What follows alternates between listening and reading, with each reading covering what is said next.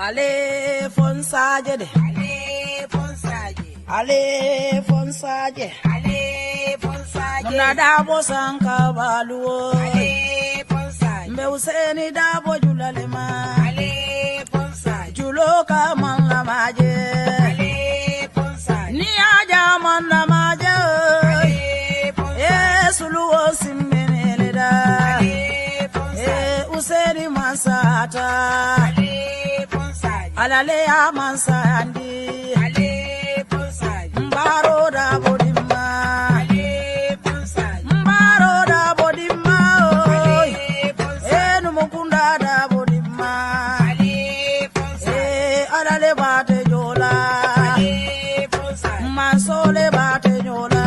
Ale fonsaje. Aye Gambia bondi bata kono. Ale fonsaje. Maje modu bele se wota. Ale fonsaje. Alabe nyinkela Ale fonsaje. Manso be nyinkela Ale fonsaje. Usen bota nyani dobo.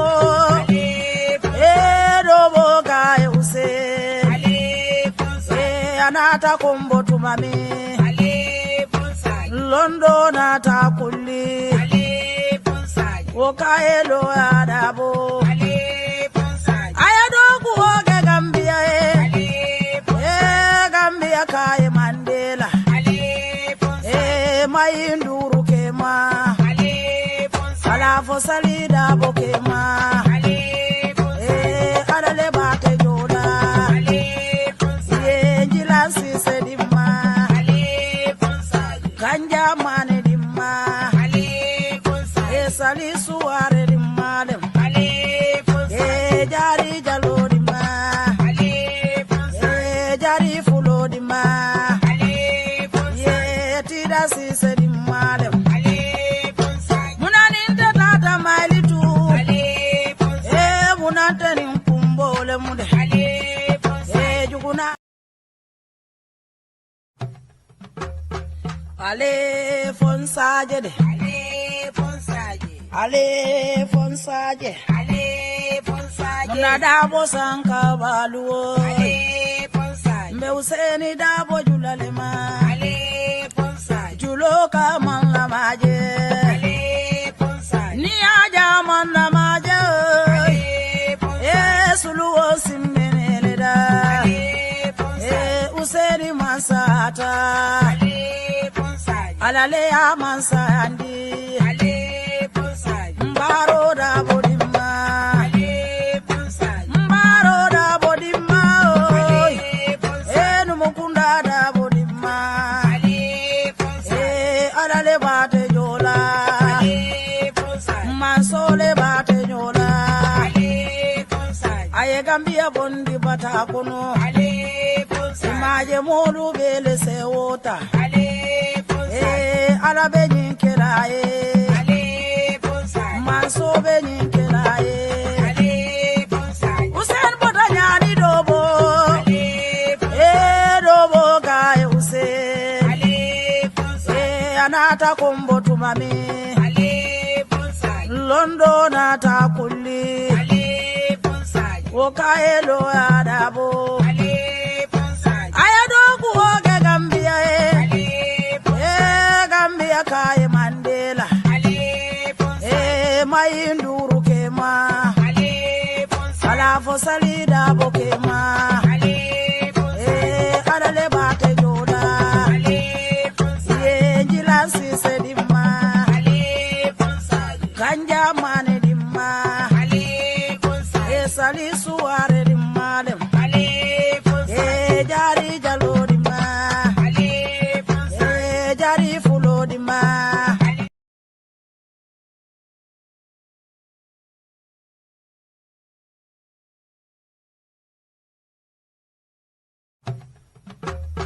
Ale fonsaje de. Ale fonsaje. Ale fonsaje. Ale fonsaje. Muna dabo sanka baluo. Ale fonsaje. Mbe useni dabo julalema.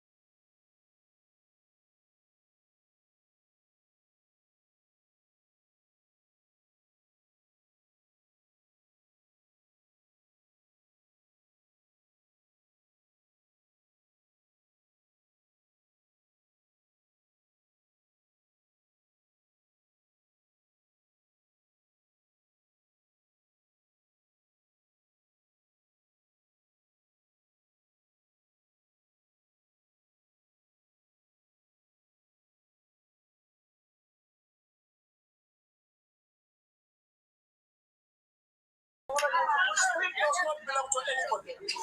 Whoever cleans for the NPP funding carrier, all fifty that. Don't you only sound into one more. Wala punta yung bangko dito. Kasi no wala di bangko kan. Bantol fa na MPP na funding kan dinasin tinale. Kawala son total di demokrasi ka punta na punta ni ko. Ando ni wa beta wato mina. Ufana be famito ni na sambi funding kan na ka ni demokrasi pa sa ni. Street does not belong to anybody. Whoever thinks that you can use young people to force chaos in this country, you are managers. You are fooling yourself because NPP will not concede a centimeter of this country. Chum waay Ibrahima Silla chum ay no broda ma isi mbari ngon bal konta na yuri online bantaba the tenelumba July Carotil morning say the 28th of July 2025 Monday first day of the working week bal konta na mel joint on the three networks Facebook, YouTube and TikTok baflali bismillah bal tentula bak fanang alkalla wati ko malmenta algana log into platform on inata jam nakata bankola kola tentro balbe bake jairo bale bake fanam daw ali platform kumayandi algana alkante kundi wala moy jang ani melka login ka call kan melka comment waya tandi ko fongal tentro bak ngal jay melbe TikTok du garam bal dana rek al se live ni share ali repost ali like pour la sista keno be America sofi me kontona the programme dat len do ala bismillahirrahmanirrahim ala ma funti ñin programme ko alhamdulillah rabbil alamin ba muslimu be dum ko ko rek wajibi yatale nga ala dani ala ma masata sen nengo fanan tankandi in kana ko mo fo jame ala ko be masibo wulula ba harama de man timma na so ben karola le be do ala banko fanan na Cairo ni tenkon e Gambia bawo wo mu kulli mela kumayata. Peace and tranquility was important despite our political differences. We all want to see a peaceful Gambia and we want to see a united Gambia. I don't think it's in anybody's interest for us to have a divided Gambia no matter what. So mbal tento lola back in bedwala Cairo fana na dunia kono. Bedwala na political nyato ngul fana na kebalu ala may mela nyato. Ala ma kambe ngo sabatela ndamalti mo fana. But from my perspective, alama Gambia falindrosoto in 2026. Womontela ngani yoleti. Tomando amanke modo la ngani yori ba ngani yolte kala kala. Dolbi je wolwela fere baro e taraji for another 20 years. O fana mo la ngani yoleti. Ando nyanta sonna o bale. Demokrasi be wala nyamo momo ngani yo menti rek. Pour nga kotu manzata la bulu abe douala jumala de doa jabila. Mbe douala sasa tol fana ye. Alama sasa be momo la nyuko alama ale mari jara.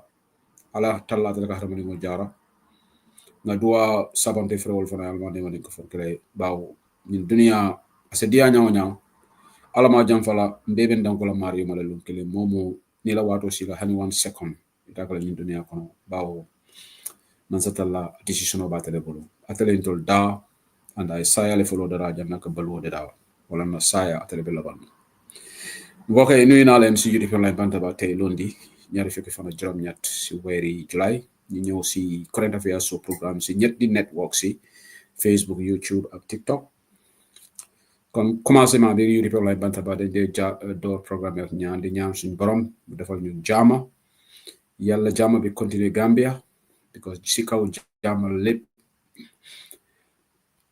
mëna xew so without jaama tamit lolu dafa jur musiba so warugal ak doomi Gambia mo nekk no mata si ban parti nga nekk wala bokkolo parti pour ñu continuer di ñaan jaama ci suñu réew waaye man lu may ñaan rek ñu am change in 2026 lu ma do wax ci soose am na ñoo xam ne ñoom loolu nekkoon seen ñaan Maasi Ibrahima Silla yi ñoom dañ bëgg Adama Barrow nekk foofu 20 years yéen a ngi dégg waxam bi Ibrahima Silla suma broda la nag waaye bokkuñu yoon moom dafa bàyyi yoon bi because moom ministre la nekk ministre Gambia nag dafa neex de ku leen waxut ne neex na nag daf laa nax Ibrahima Silla léegi gisuloo kanamam bi change na mu ngi fresh mu ngi am ñaari ñetti moto ci kër gi loolu tax Ibrahima Silla su Barrow ne ko mu saaga nit yi sax dina saaga su baro ne ko mbejal nit sax na la mbecc su baro di ubi gémmiñam yi def ko wane how high sa ministre ya diatale wala mo kanam na buro la bli ministre ya dafa neex Gambia ministre ya si rew tuba bi neexut nak ko fofu da nga liggéey waaye Afrique moom surtout Gambia nekk ministre cabinet ministre fooy dem rek ñu ne la honorable waaw moom yaa ngi tukki di am padiyam lu la neex rek si ministre bi fu mu neex rek nga dogal ko foofu kenn du la hold on account loolu tax ku toog rek du bugg a génn si place bi waaye ñi ñaanal aji jote yi ñaanal ñoo xam ne ñu ngi am ay jafe-jafe yàlla suñu borom sabara jafe-jafe yooyu noonu ñu di ko lay mantaba nag ñun lii mooy suñu style suñu ñëwee rek duñ dugg si politique bi dañoo ñaan rek ñaan moom dafa baax xam naa ne yéen ñu bari nag yéen a ma gën a jegeñ yàlla ak ñu nekk fii ñooñu su lu ñaan yàlla rek yàlla dina ko def waaye ñun yëpp ñu bokk si ñaan bi ñu dugg si waxtaan bi yo mbadi ngolu sayni mboda duwala ngana dum kacha kono first of all janimbe dunna Ibrahima Silla la koto ani Gambia man sakunda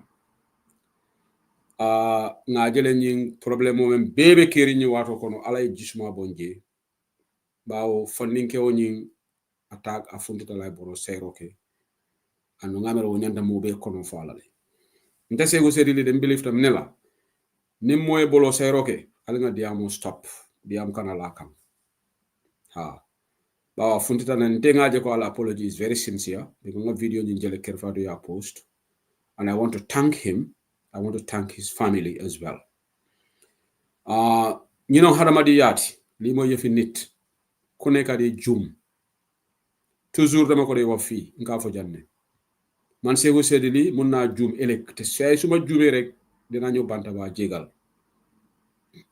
nit rek la mo doon waaye ñu lay wax ne apologize ñoy sa nit ku baax ñu la dé pousse ñom dañ la pousse seytaane te he did the most courageous thing xamna ne Gambian yi nak pour ñu dé apology lolu is our Achilles heel wana ko fi Gambian bu kala fi apology di la because of our egos bara natale ay man nin ko be bolo say di amoni menkera momo ya ñiñandi ite mari yo bintis engineers bari anatale boylo soyroke so alinga di amo bang Gambian olun dollom ba kilin fa kilinti nga fole ñi si fatam fanso aman ñi Gambia and among Islamic daji ko fonti it is very un-Islamic pour que si ko soto sonno mo kono because Allah he has divided us into tribes and nations so that we know each other better. That's the only reason. It's beautiful to have diversity. Imagine ning dunia mobe fintale, it will be boring. Ning dunia mobe fanan koitale, it will be boring. Dunia ning mobe mu chaotic. Hadamani mobe mu chaotic. Ate interesting. Likewise, ning hadamani mobe mu musota ate interesting. Ning mobe fanan jamfata, it will be boring. Ning mobe sutiata, wala na ala ate fengo ateleka da ay dolu warandi, ay dolu mesiandi, ay dolu jamfandi, ay dolu sutiandi, ay dolu findi, ay dolu ke mam pata baloti, ay dolu koyindi. Bari hadamadi mam fisa hadamadinti. Fisa manteya be ala leya. Harje wolle ka fata. I harje we tambi hadamadi muto min ko tel fisa dati. Yena fulo soto moti mamira ko tel fisa dati. Ela taradula e bete ela bunyima yallo do bala nyente mbungo kono. Amanke telefisata da bemu arje sumoni wala na siku nga fo janne siku man na fasoto ali nga bodi na system ol kono nimbe diamo la fang it has to be positive tribalism wala momo ye proud la siola rek o manke tribalism ti mo lu nga don dango wara mbubo nga pugaro ko ne man lila as long as yo si kaw lolu tuti wulo ñeneen ñi you have to be right like fi Angleterre fi ma gis our women's jigeni euro final bi dem win nañ ñu am revenge over Spain door len because guy fonare guy dañu winon si fana góor yi ñun tamit dem am nañ victory the Lionesses ma dégg angale so dégg Chloe Kelly mu ngi wax ne I'm a proud English. Wow, lolu minut ne racism la minut ne proud waaye nit ki da nga wara nek a proud Mandinka, a proud Wolof, a proud Jola, a proud Sarahule, a proud Manjago, or a proud Gambian. While all mean ne so a proud Mandinga, then I were to do benen head. Then that will become a problem. So why I think this will be a teaching and a lesson learning moment for us, all of us. I hope we're going to learn from this. I think we all saw what happened in Rwanda. It wasn't pretty at all. It was ugly.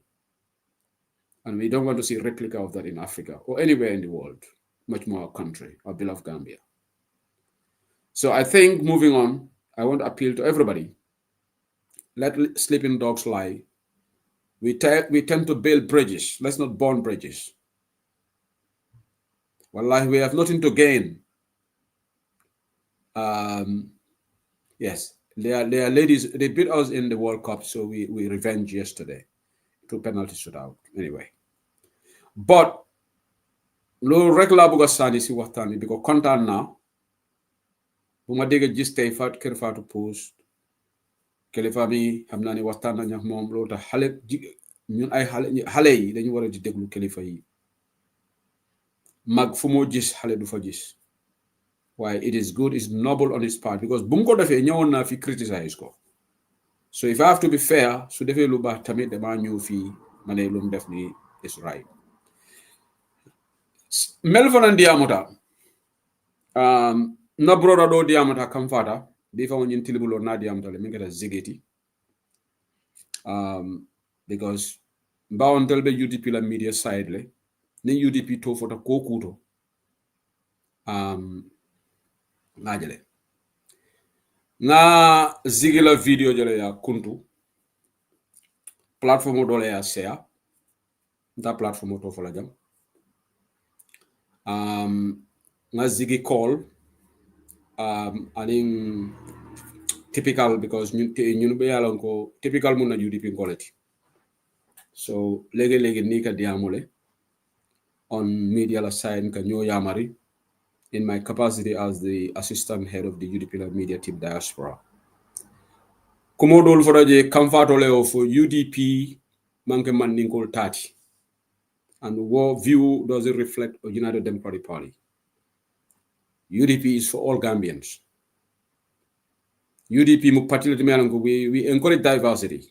And you can see that in the structure of our national executive.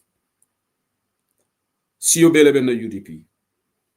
Amanjare ngi fo jam so nim mo diamuta amari man to diam ka UDP toyala to manda amari sike UDP dingoti but that doesn't reflect on United Democratic Party so ate famo na diam tale aya fo nyila gra live la be diam la kola boto ngala live misle but hopefully ba la o statement on retract lale ama min wo kama mo kala ni mira go UDP mu manding ka partiolity UDP is for all Gambians. And that's, you cannot fault the United Democratic Party for that. Because by default, UDP lo majority. Hani NPP mandingole siataji. Niye mafu mandingolo absolute majority. Yalo molma me understand. Yalo Gambia, we don't londolu dasatalenak. Molbuka conceptualize. Nigo mandingolo majority, it doesn't mandingas are absolute majority. There's a difference between majority and absolute majority. Yes, mandingas by demographics are majority, but we are not absolute. Absolute wolom, hani nyun siol be kafu nyo kantola siate hani. According to the census, we intolma absolute majority. Ni sidolu ni be la kan itola bisala mandingolti. So mandinga kilinte party windilano. Mandingol dammatis party la fa Gambia si kilinse winindino. NPP si kilinta winindila. UDP si kilinta winindila. Doy si kilinta winindila. Wala na nyin tribalism ko kadoni politiko kono na fatal. Politician lafta wulla jang e konte lafta nyin si kare da male katro fanye. Either you are fully yourself. You need to take from every Gambian across the divide to get the votes. Well, important. But I want to make it clear. Because UDP manke si killing a patrioti. UDP represents Gambia. So lafta diam lo koldo. Ano na broda ngame atefong na kachako no. Kachata kolale. Hadamani ngo beka mistake le. Ndekala program normal kacha kendele kala program, and he has a massive platform, a bigger platform than even Bantaba, because New World Dollar live, you see 500, 600, 700 people watching them live, and that is to me, that is the measure of the size of the platform. That's how I measure the platform, is the viewership, how you get. That's the size of the platform. All right? More because you understand. Is the number of viewership you get, that is the measure of how important, how influential a platform is in the social space. That is it. So Jamaleka will give you hundreds and hundreds of people. And I appreciate Lefana. He's a humble guy. To me, he's very humble. Mistake just like Attack, to me, he's humble. Because another like I apologize. The momo apology correct, I see as humble. Yeah, moma nyana warala. Ni mistake ta. Denga wani denga neka alimba denga ni tala. So after diamalo kuolarek, let's live in those lives. Me yamaro dila mulbela. Let's move on. Gambia, one family, one people. And when I say this, I think this should definitely not be lip service. It shouldn't just be rhetoric. It's easy to say, let's actualize it.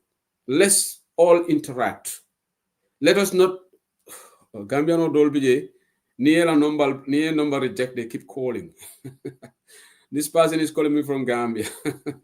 And I rejected, but the person keep calling. You can't. When somebody rejects your call, you should know.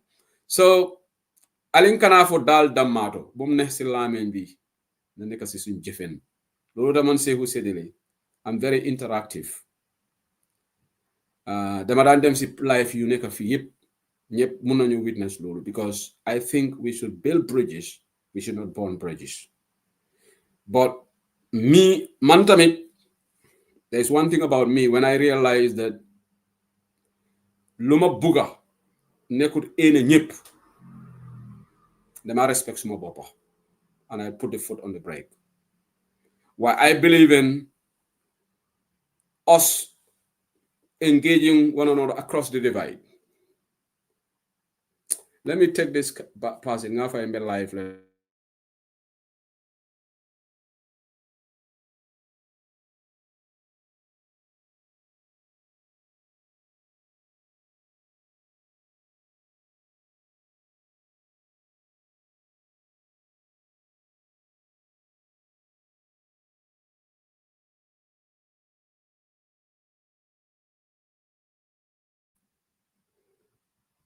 Okay, sorry guys, I have to take this call. So, lafta wole following, mbenga ke kilindi.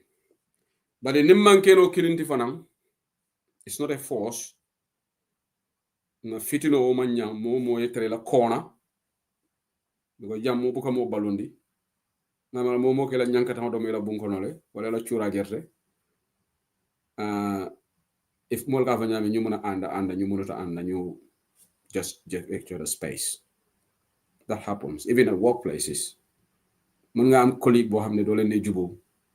Da nga na jox each other space. All right, that's normal because sometimes there can be class of personalities, and that's part of human nature. But at the end of the day, Gambia, we are all Gambians. Ken Genut our nekafi Ken Gambian, and this is now. I have going to treat this in different phases. Yesterday, Molen call akonyesehu yamera oppositionolu albenyadile. By the way, mina do na Seattle event totally because UDP the Seattle event is coming in, I think 3 days time. Yeah. Very soon. Yeah. UDP la Fenkoni Muftalal. Yeah. I think the delegation have left Banjul. You saw images made notally. UDP la Seattle convention in Seattle on the 2nd of August. So Molen kola konyoko ate be worry rinne. Oppositional damal man killing.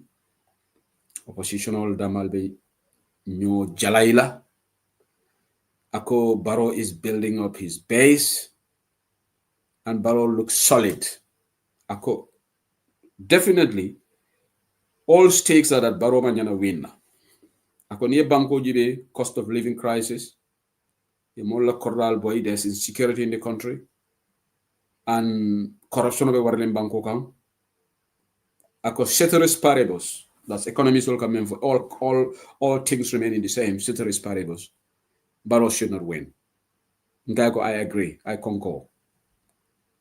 But Akala, what is actually very unsettling for this person and very troubling is the lack of cohesiveness of the opposition. And everybody can see. Even watching Gambia Kasafari. So Akoyate Jahal back. Well, let's be positive. Last time, I remember in 2016, it was just about 3 months before that we managed to actually have the coalition in place. So anything is possible.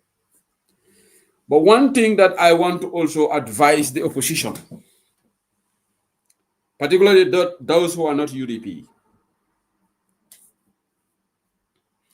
just have a look at our rhetoric.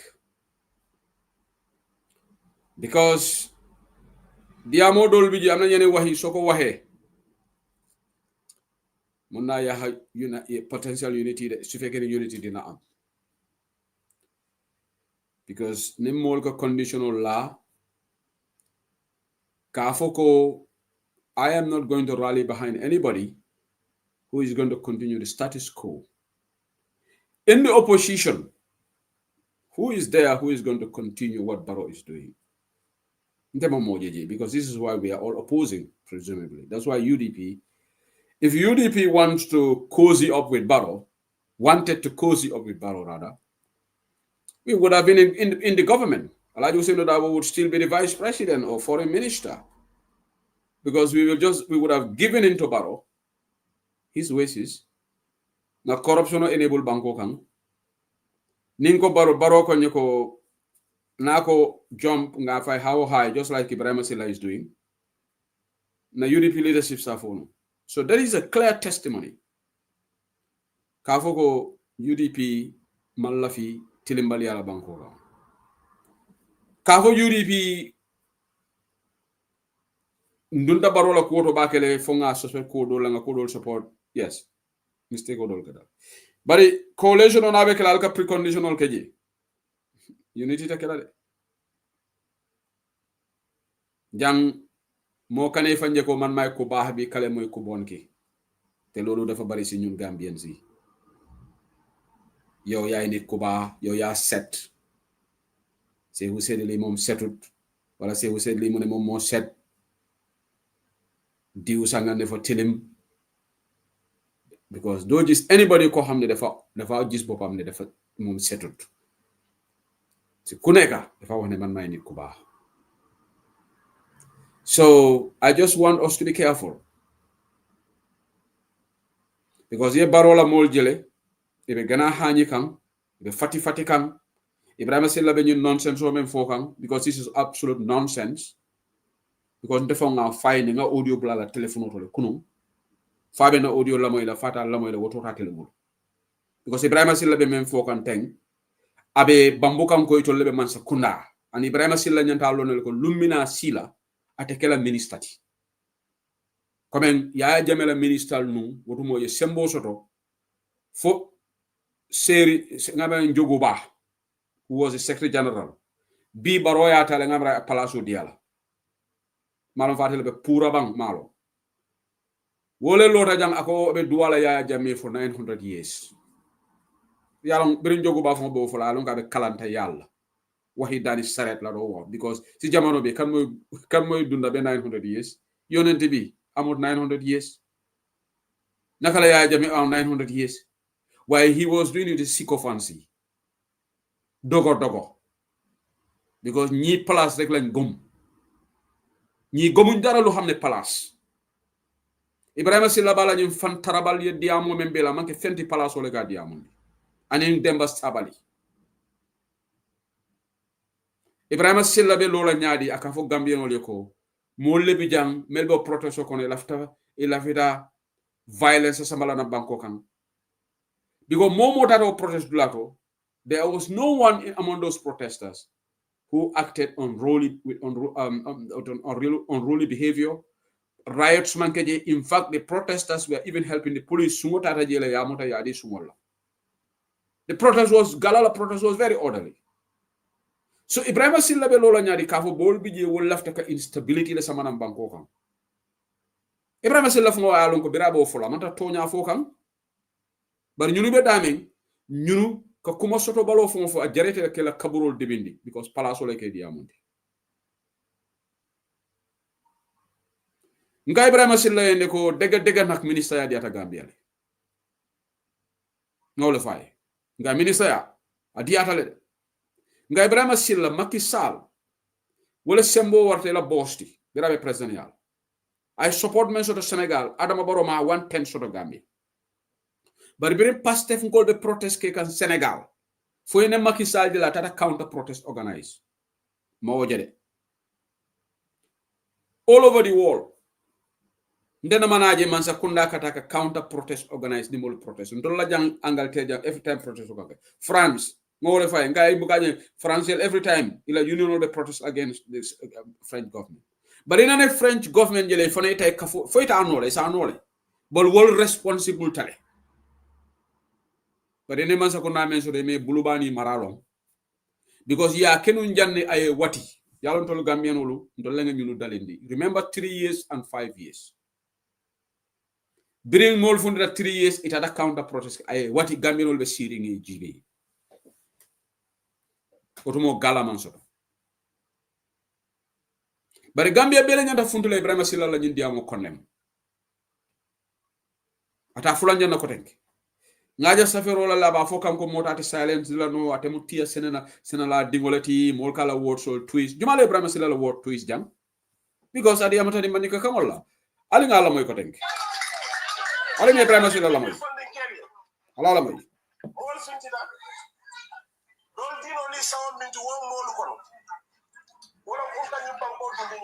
Ala la moyde maniga kamoto dol dino ni sawo wolom ako dol nganiyo sen enebi Ibrahim Silla fo main ridale matidum Ibrahim Silla malo nungo ala yo londo fanandilal de ikamul la main read ikamul nganiyo read malo nungo ala yo londo dilale ede balo na nyaari le ko dol la nganiyo mu nekata ko protesto ka lon ko dol la nganiyo pour ka fituno war ni banko bari men diata rek abe wole fokan rek because Ibrahim Silla yalon ko Gambianolu we are very peaceful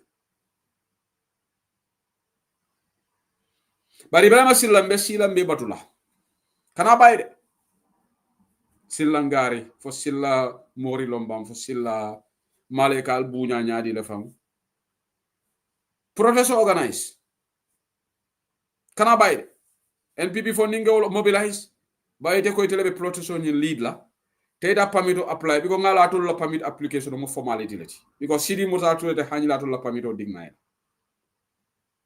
in fact maybe wala ne gala permit to di galela because maybe ya lonne ko NPP fanambe protest la so e gombadi nga galata di isajense NPP radi e kanyuno be stage manage le bari Ibrahim Silla dukare protest organize kana mendi fam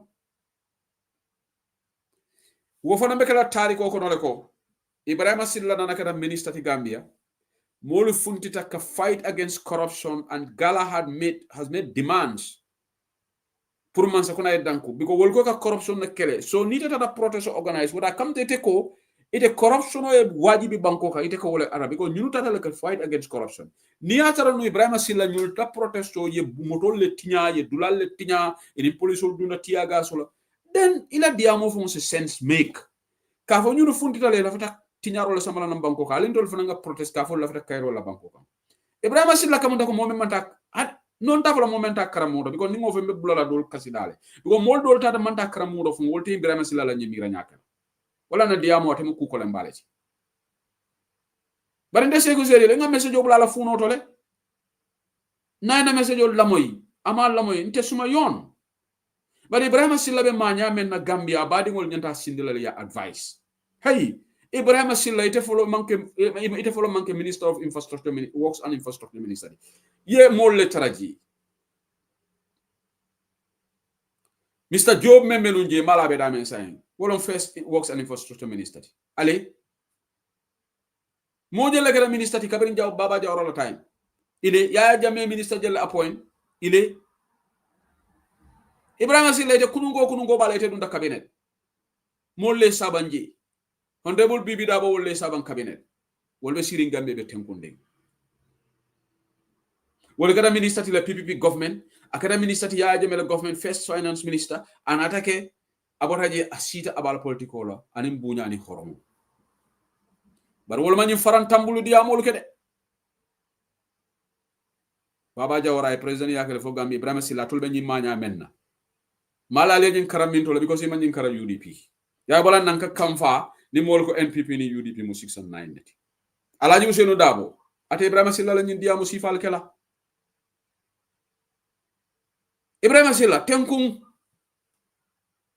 ikante malundile because njeka fo mole ko na broda la miti kunu mo jabale ñi video kinyenam fa ñaare folo ya fo na TikTok live to mbije rek tata TikTok rek na video je TikTok mol be Ibrahima Silla ridicule la mol ba jelela li lu ko jar Mamadou Tangara ay do ko ke mansa kundale image wo nyamenta tata international appointment nyini ayal tuji ama fon to ku ya by and large wol bu kany kalanta ya diamolge bara atol lebe baron nama atol because yen gomulen dara atol en re nyim palaso alama jamfala iba tambala ni be da kaburo kono nale alama jamfala moni palasita kaburo kono koni altenkun barola ministalu ñun dunia bandale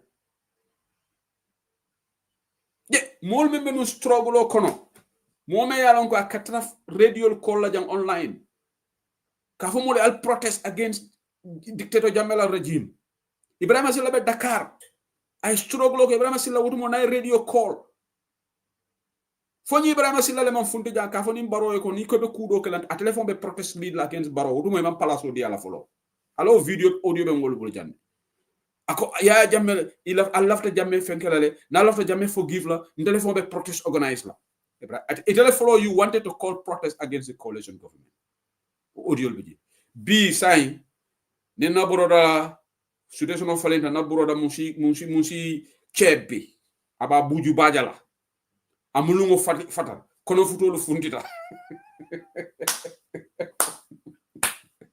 karal kufuta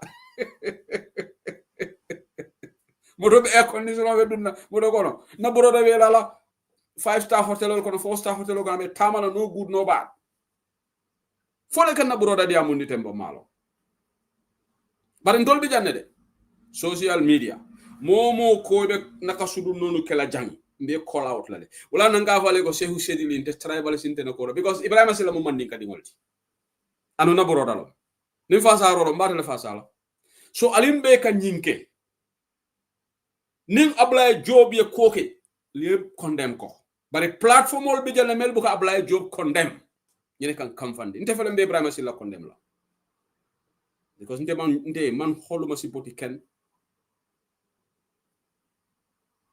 bo asedi central bank natale bol lamin na lamin ko lon sa protect nole nsi ñole mati ba ning Gambia mo be kanyin tilo noma nga si ko bondi je nga banjul yefi banjul nga yefi kombo bondi je nga yefi jara bondi je nga yefi ñomi bondi je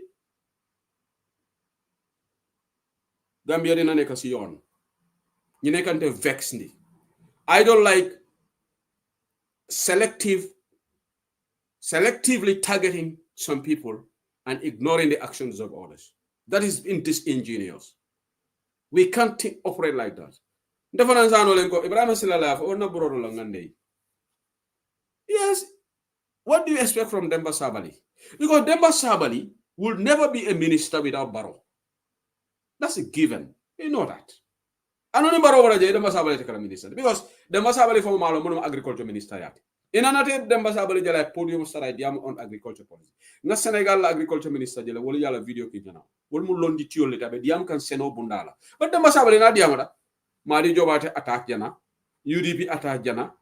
nge Ibrahima Silla la kumori enforce le UDP de kala jam president mba make sure le ngan niola baroe pour baroe bi ñu non do agriculture minister mba joka ne fo doti in fact abe haramo la domo kan ntela geno because abe gamela salary collect kan be amanta agriculture la do kula ndona mana mo policy pronouncement adi am senalale malon mali amo ya lafo so why are we paying that guy no abe salary la correct kandro ka domo rek bari lu mina sila afana be bola jele digo molle ya sama palaso do wolle. So what do you expect from Demba Sabali? We didn't ala safero ja kaka nyina. I laugh. Because I expect a lot more from Ibrahim Silla. That's why I'm following Ibrahim Silla. And I don't hold Demba Sabali high. So whatever he says, Abu can disappoint. For now, I will disappoint. But at least Ibrahim Silla was in the struggle. Ibrahim Silla was vocal in the struggle. You might have a diaspora during the dictatorship. Ibrahim Silla told me, but you were not in the struggle. Ibrahim Silla was a household name in the struggle. So that's why I'm talking to Ibrahim Silla. Why would I address Demba Sabali? Because Demba Sabali, he was in America. He never participated in the struggle. I told him America, I told him Demba Sabali participated in the struggle. He was a nurse there. I don't know who I below JC. But I Gambia joined the GDC. So Bira Longo saying, Baro has opportunity, Baro win the Lakombaringa. Carpet cross carpet, which is a norm. In the words of my famous Ilake Wolo. Norm. You guys know that word norm.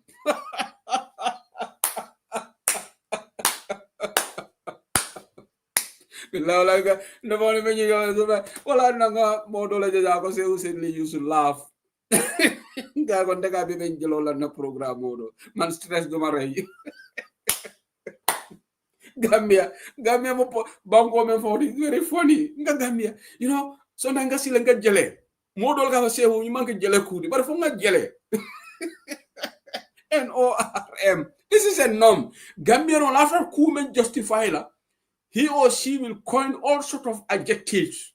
We are very good at coining adjectives, phrases, just to defend our point.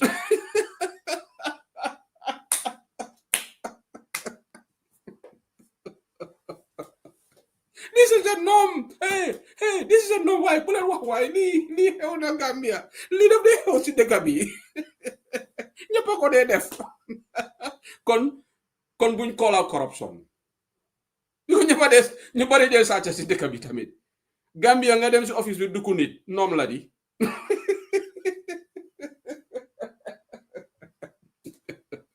Gis nga lu du dega. Bu lañ ko justify. You also go justify they got to get up a corner. You put yourself in a precarious situation that monologue is about. So Ibrahim Silla akakantolu intending Juga Sisele attack had the usual suspects. Call us super usual suspects, Ibrahim Silla, if you want. But Ibrahim Silla Gadwena sima ya ninja kende asoro ndefona ala sima ya ninja kende dina lumina sila Ibrahim Silla ibe donne la njulolal ha because it's a malo soto je it's a doya soto je because yalo ne ko baroto to la president yala ya jame president ya kan sanji mo wonni fula ali e wuta diaspora janne e katara online programme do fo ka sino telephone bari la work hard work paid off in the end because nga falindi rosutoli Ibrahim ida GRTS Ibrahim Silla nte sehu sedili nin diaspora la chairman on bo chedigan ani ngamela Mr. Dabo ya Dabo nga meeting ke la office nga men kataje nto fo la jande but that will be very irresponsible on my part Ibrahim Silla ite alo yemem fo meeting dula ndenga moy mbo chedikan ya moy Ibrahim Silla ite be baraka menna bi woni wo kumo sangone banko wala na tek ki joka bo Gambia no la ha Gambia no re ni na be dilla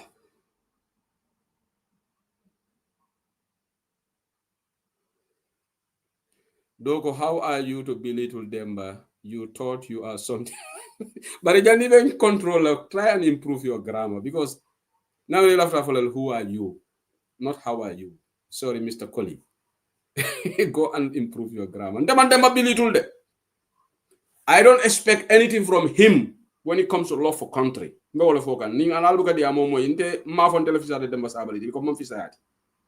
Okay,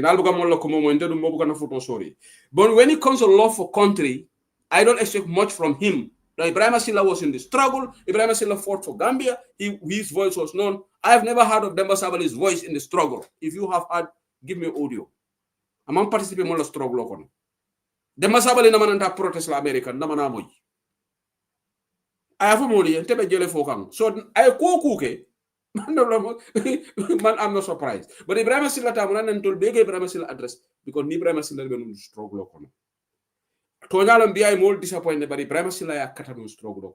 Nte moy kuku ken tebuke nakar. Ibrahim Silla did not ignore Gambia when Gambia was bleeding. He fought for our country, and I have to give him that. I'm very objective. Yes, today I'm not in the same camp with him. But Kafo Ibrahim Silla did not participate in the struggle. Momo Yofo, but he turned out to be a disappointment. But Demba Sabali participated. Mr. Colin, they along could Demba Sabali participate. Naina for Gambian Woli. Maybe they are on Demba Sabali the struggle moy. Abe America le abe dokuola ji. No si abe dokuola. And my ability to know sia is a profession. But I'm get doctor. Cover Dr. Demba Sabali. I'm get doctor. Yes. What title of Gambia o Hanika Penguro ke mu doctorate. But Ibrahim Silla I'll tenku.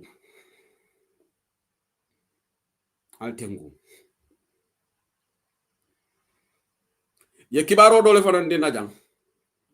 Very disturbing. Kono ngaje Sultan ne asafe. Sultan. Ako reportedly Magistrate Penda Sow iko reportedly allegedly ayala nephew Takimotola malong for Bruce B. Johnson olobang ngamera wo fatally according to Sultan ayak means safe mola screenshot kinana. And incidentally this magistrate was the lady who sentenced that something Dabo me Adama Baro neng for a new law iko ayo sentenced to mala I charge 40,000 or malum fighter prison. So saying Sultan be nyinin kaka ningatra tonyalo ni magistrate ole ni mofa munane ya bula say to smoke. But ngame the media houses. Turntable Johnson. Thank you. Turntable Johnson. Yes. Turntable Johnson. So magistrates are not above the law. In fact, magistrates will left on the law enforcement. Another news story is true. The Gambia Police Force, Almanyana, one rule for one and one rule for someone, because just the fact that she's a magistrate doesn't mean that she's above the law. But we will keep monitoring this information. Therefore, I'm going to start talking to my sources in the police so that I will follow this case. I'm keenly interested in this case because injustice in the Malafala.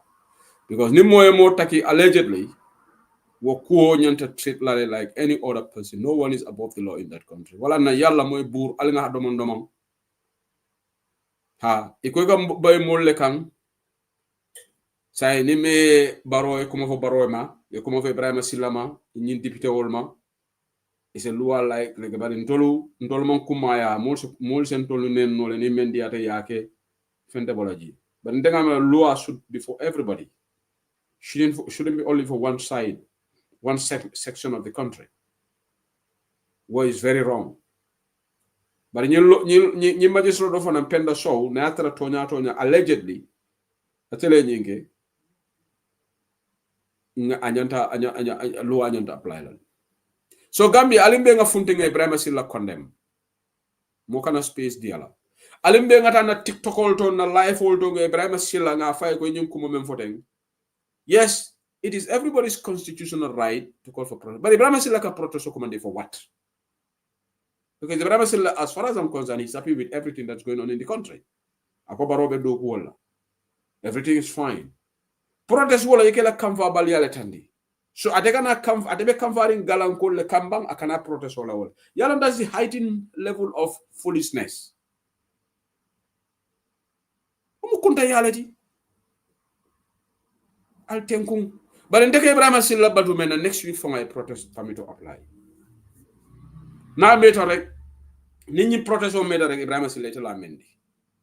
Gambia nol be batula protest organize NPP ngola la protest la nal protest gala fana be protest la so Gambia be kala nation of protest la tidron nale protest okay ndol fana nga protest maybe political party will be start ka protest because ni NPP be protest la UDP se protest nole GDC se protest or all oppositional be mo kana si mo be da protest la if NPP protest in the country then it is going to open the floodgate for all the opposition to apply permit and nga jibe police will be jumale deny la because nale permit the NPP la nale UDP balu to police will be fitu no maman le banko Gambia mbele kanyanta ji because nale protest Ibrahim Silla la NPP then dol UDP fana mbida permit to apply lam fana ngata protest yes ndebe wala soges la fa UDP bakale mba fola na YouTube ngol fana da permit to apply budu malam vote do be protest la woto to wol bulu but opposition will be in the protest let Gambia turn into land of protest coalition of progressive Gambian alphaneta protest na Gambia neka deki protest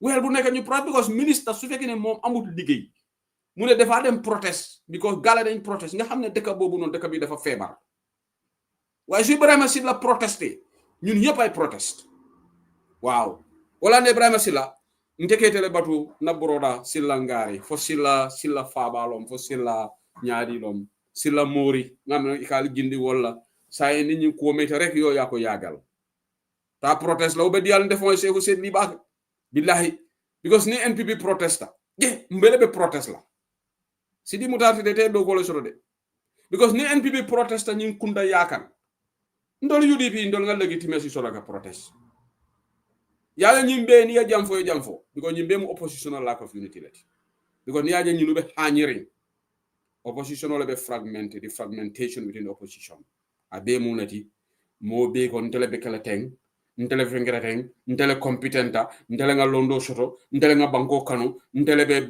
lu alfalina ñinu dol kala and ñin jutu na ya be wala ka Cheikh Seydi li vex ndi ni aje wato lol ni nata banta ba jam wol ka fani he bari be kandere because ika jutu na ya mentally United Democratic Party la mbuka tano fam kununko meli yalon ko for 30 years Gambia was in problem. They never said a word. Covering 2021 to 2024 Birin 2021 Baroye and win election on UDP like adiam ha fonga molu moy ika kufang ikondola leadership should take example from their leader to come out and talk to the media. Alaju Seno Dabo, how many press conferences did he do from 2021 to the extent that Barrow said UDP got to press conference? Some of these people, they are new in politics. I don't think they've been following Gambia political landscape. Well, sometimes it's waste of time to even respond to them. There is no political leader in that country that has addressed media, held press conferences more than the UDP leader. No one, and I don't think anyone would in many years to come. That Gambia lorek nimme wulta kalanta yadi yamo forek. How can we learn from this? Maybe we can learn, but to me, I don't think I have nothing to learn from them. Honestly, call me arrogant if you want. Yes, I will wear the cap. But we've been there. We've done it all. Nidiam de go ha alman win. Ha, iko UDP mo win. But fatal win that. Yo winu lo man winu. Ngane man gang ma mok ne winu. So NPP ko gana protest dolla. Ngamaran dol diaspora call for a permit to apply la gana protest. Faten Zabali.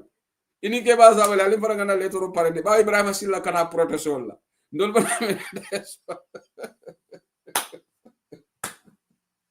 Na Ibrahim Silla fa wala ko kan jelele. Billahi wallahi taala. Birgo Ibrahim Silla la njel. Njele ko en dimi. But la nga ko fon len jele because aketa jele fengoleti Ibrahim na bro da ya fon jele fengoleti laughing stock. Honestly. Alle amere Senegal minister be diam laten. Hani wol kala mutatale. Macky Sall minister hani kilinda na madam funti. Ako Macky Sall ko mfana ngata mul organizing a protest against Pastef. Fali o je Senegal. Because wo Senegal minister wol kala mutatale, wol kunintale, wol dunia londe. But nintol nga minister mention me ya longo wolu kataka baro fali ko tentu ito lemera wolo minister yati. We have our situation is pathetic in the true meaning of the word.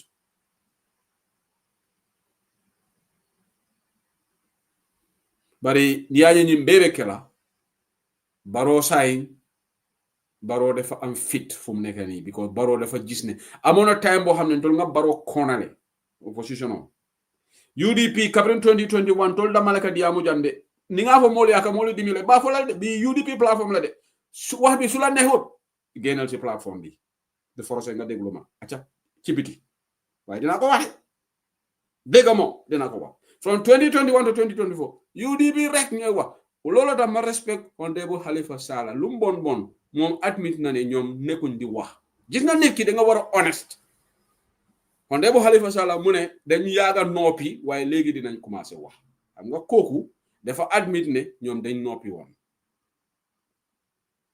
waaye 2021 man Sehu Sedili tay ñeneen ñi ñu ma xass dima all sort of names waaye xam nga man min na loolu ñun dañu yaaga ci fil bi okay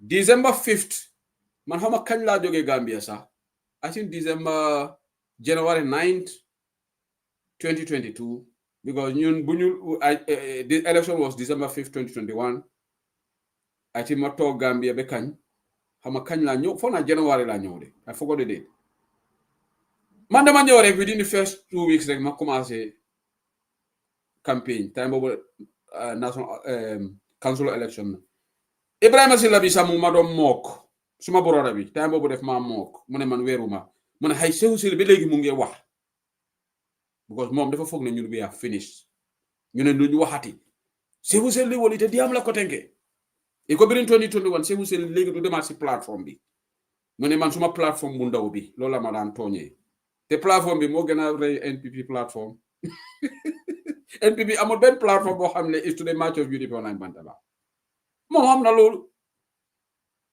waxay Ibrahima Silla mu ne Sehu Silla saa te diam la ko tenke ali mbatu rek na muta Angleterre ay koma kuma nga moy ya sindi male na boro rek la koma kuma ro moy le ako Sehu Silla abala ñindi amula ba na muta Angleterre saa te diam la ko tenke bri election o win ina dala ya sindi ma na boro day koma kuma wala na mina tenkere na platform to jam ndetulo jam fatal de I'm well informed. I'm not boasting. I'm well informed. Biringan natal birindara Senegal bi ay koma ko hay Sehu Silla nga may kala sirin suwole kan le suwole kan bar suwo mun to letati ako NPP mun to suwo mun to letati ngala ko mo fala moyle ay koma ako bari na mu tangal de saybe da halata la ko wala tete diam la koten nata ngay proof wrong ndebe diamula ndemanda holiday la de Sehu Silla li jëlul holiday de tok be 2024 commencé wax so nañ leen respectante because man Gambia buma dugga ci politics bi parena win or lose dina participate man I'm not just because I want to win su fekkene win rek lay ut kon dina do nopi wala man dami ma dem join baro Sehu Silla dama am principle lolo ta when we lost the election UDP we continued our campaign and we started gaining grounds in the council election amna kilifa bu mag United Democratic Party dama fi wax turam dato fa la jam Alpha another banta baja na ya fo ako ate Dakar wotu mo ate discourite la ko bari birana kante jenka diamu platform to nga motivate ni wala na ate fo hanyindi akate tatale fo discourite nde Sehu Silla le ma ke fam foti wotu mo jama babe jebi mo jama le discourite dey ndele kana banta baja nga diamu doli si da for 3-4 years lan right say ko ñom ñoñu gëna bëgga Gambia fi la yabaté tol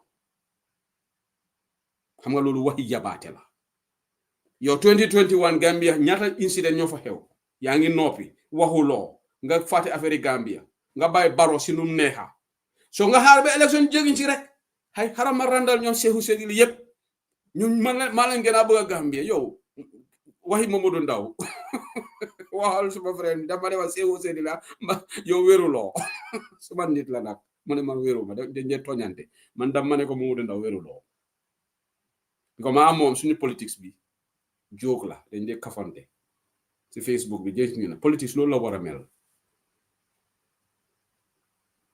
waaye ñun ñu nekk ci politique bi góorgóorlu then we did very well in the council election you dem National Assembly Seku ba jaaju fo Seku ba no wo député o men barola wo député o mele ko la constitution of fay lati kunda atondi ye même fay Morocco fo Morocco lombang Seku Maron Seku Maron ne di am daja ko UDP hani 5 député o soto la mané UDP legi National Assembly 5 MPs are go with and we prove him wrong we got 16 we triple the figure he said ako 5 Natala figure triple against all odds because then they've campaign ñun diaspora fee gàcce ngalama UDP diaspora hey kuy disrespect United Democratic Party da nga sonal sa bopp yàlla moo may parti bi barke yes neka ku ñun nguur gi as you guys say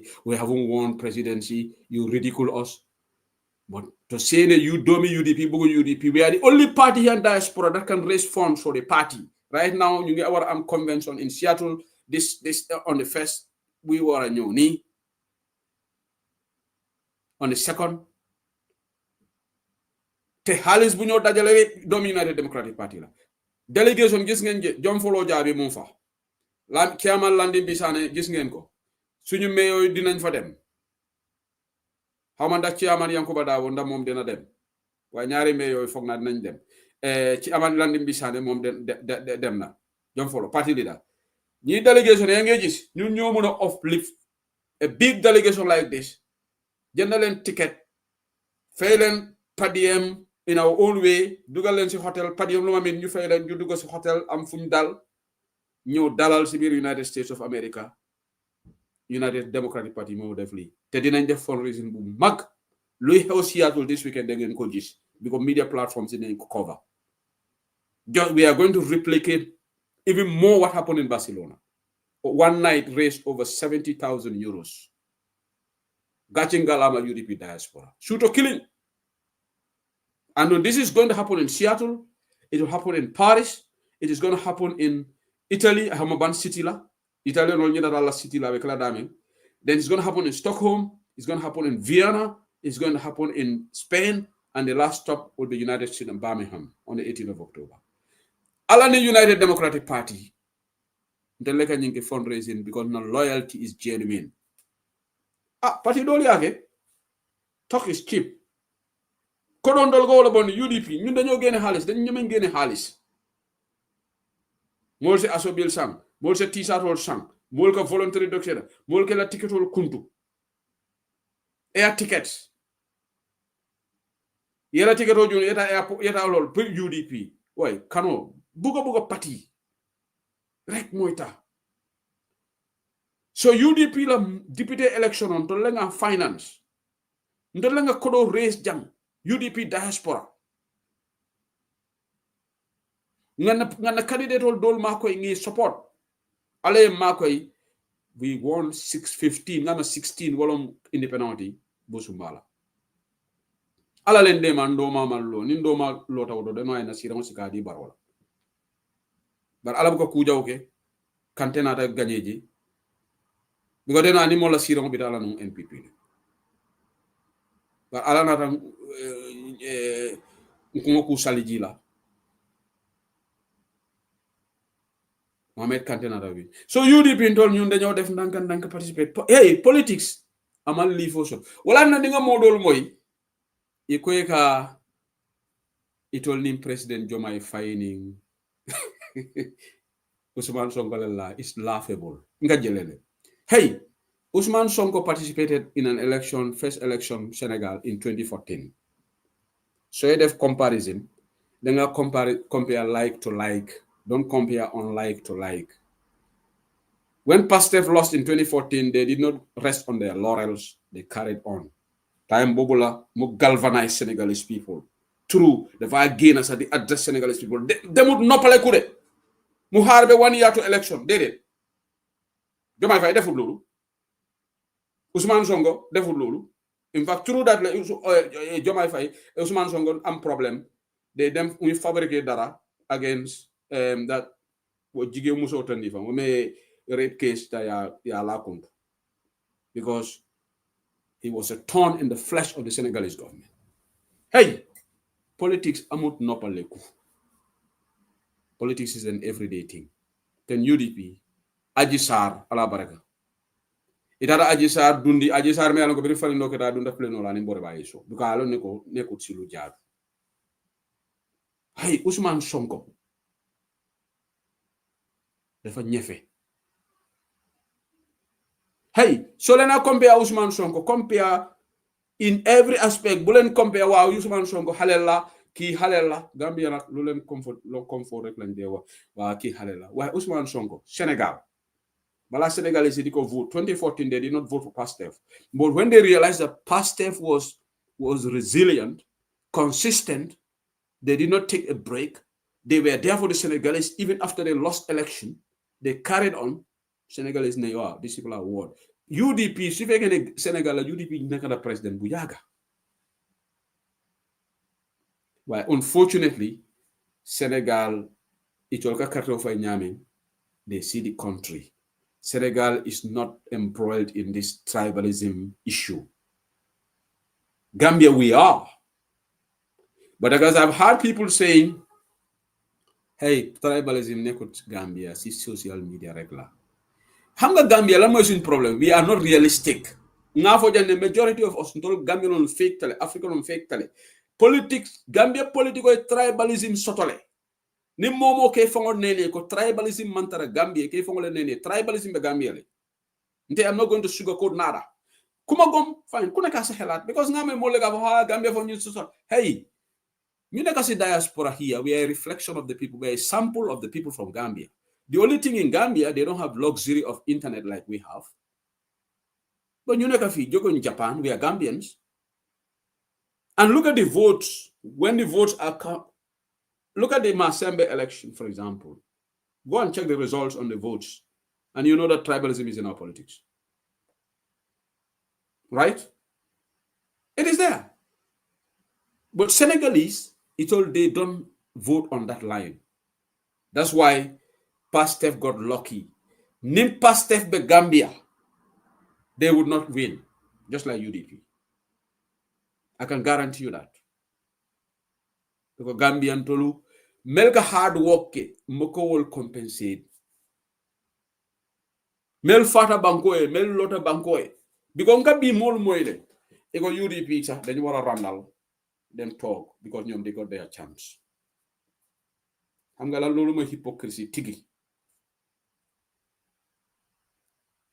Yo 2021 yo baro ñu ne dafa ñun dañ foog ne dafa sàcc election ba ñoom ñetti opposition leaders yépp a toog ñu ne election was unfair. Xam nga loolu I'm not making it up, it's a fact. Banta ba fii we don't just coin ñun dañoo wax suñu xalaat dañoo wax dëgga. They all sat. In fact, ñoom ñoo ñëw si këri paa bi demul si ñoom de because kilifa la ñu ñëw ñu ne election bi was fine. Xam nga lu xewoon si sitin boobu noonu su ma ko expliqué fii da ngeen a waaru wala na Gambiano ni be kamo di la Gambiano lo domandintu koma de de se uzerele nga Gambiano mastermind le de ngatara na ñu jelo la jam barinde Gambiano yel lombare mbana nga Gambiano lon Gambiano ni na be dunno kuto e sindo dundi ye fon kanta ye ñi sindo yonde bo Gambiano dol man tara falato ñeneen ñi seen kaddu is that you go and say something the next minute yake ñang konkoromati. What happened in Alaju Senu Dabos night nte won narrate la jam ni nga won narrate you'll be shocked. Even the letter, the wording of the letter UDP ndolenga draft initially modole beje ako the wording wasn't strong enough. Nta fola le jumalo dama junju wax bi rek modole be ko naje ako the wording was not strong enough. It should be strong. Ali la moy hey Gambia ali nga tenkung ning ko mebula la ñoo no membe ñoo tenkerenna ata bete yala de ndol UDP mol kan useless yeta for certain stage they throw us under the bus but UDP ndol ko mo throw under the bus de honey. Because you can tactical alliance member every time they want to piggyback on that. I'll be break that. I'll be music all follow. I'll be make a European line bantabal. I'll be back. Ale fonsaje de. Ale fonsaje. Ale fonsaje. Ale fonsaje. Na dabo sanka baluo. Ale fonsaje. Mbe useni dabo julalema. Ale fonsaje. Juloka man la maje. Ale fonsaje. Ni aja man la maje. Ale fonsaje. Suluo simbene da. Ale fonsaje. Useni masata. Ale fonsaje. Alale amansa andi. Ale fonsaje. Mbaro da bodima. Ale fonsaje. Mbaro da bodima. Ale fonsaje. Numukunda da bodima. Ale fonsaje. Alale bate jola. Ale fonsaje. Masole bate jola. Ale fonsaje. Aye Gambia bondi bata kono. Ale fonsaje. Maje molu bele se wota. Ale fonsaje. Alabe nyinkiraye.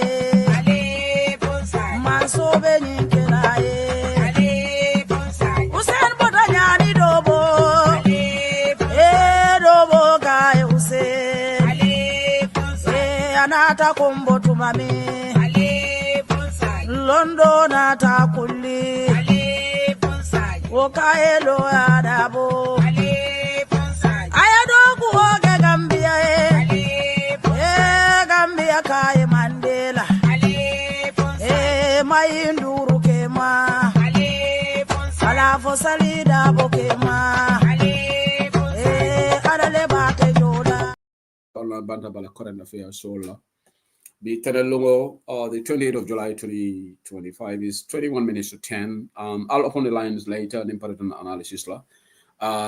Ngakibaro so remember Gambia.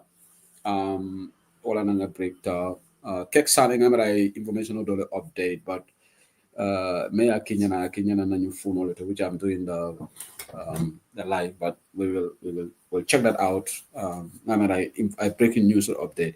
But there's another information more than can cover NPP goal for them ngamai iko NPP goal for the iko Ibrahim Sila la diamo is rubbish. Apart from them Sabali. But some of the NPP folks are actually ridiculing him. So may kibaro dina kafanya ko atamala ko NPP goal protest because dolko Ibrahim Sila nyani form sense make. But at the level no protest what it anyway. We are waiting for Ibrahim Sila. Na mendere ka meta tela karola Ibrahim Sila. Protest de kanabai. So menyin tanila nyan kanyin dalil olfo. Jutu na yala be Gambia. Gambia jahalo warta. Ini mbol kata kutole. Den itada sita itenkunta UDP kidota. UDP dafa wait on from 2021. Even in a petition Nimole kambenta. Yes. Hey. Nindiam wato sida mediamlan. Nimmo kontol mu nyang konkorong le di UDP. Modo le bi mel nyang konkoro ya tamiran tol la ko. Ndol we will this platform dañu waxantu de ñun dañu indi facts, play video, indi evidence. Am nga ego momen ka foko nsedo be lakirale ani intol manke woti ala tonya fo we were left in the cold, abandoned. Hey, any more look at them kola eta halfway. But to many Gambians, the glass is not always full. They deal with pessimism. For the glass is always half full now. Now, petitioner, GDC, GDC man ito man talaje, but they gave us all the evidence. I have to manak them our digger. Na petitioner GDC evidence all they submitted to us, but they did not. We did not include them as in the petition. But the UDP support le evidence all member they shared with our legal team. Ala Gambia no do man ka samota nyoti de. Ne men kelo la fon al nga jibe. Ni wuro men bebe kekan 2026. There are two things.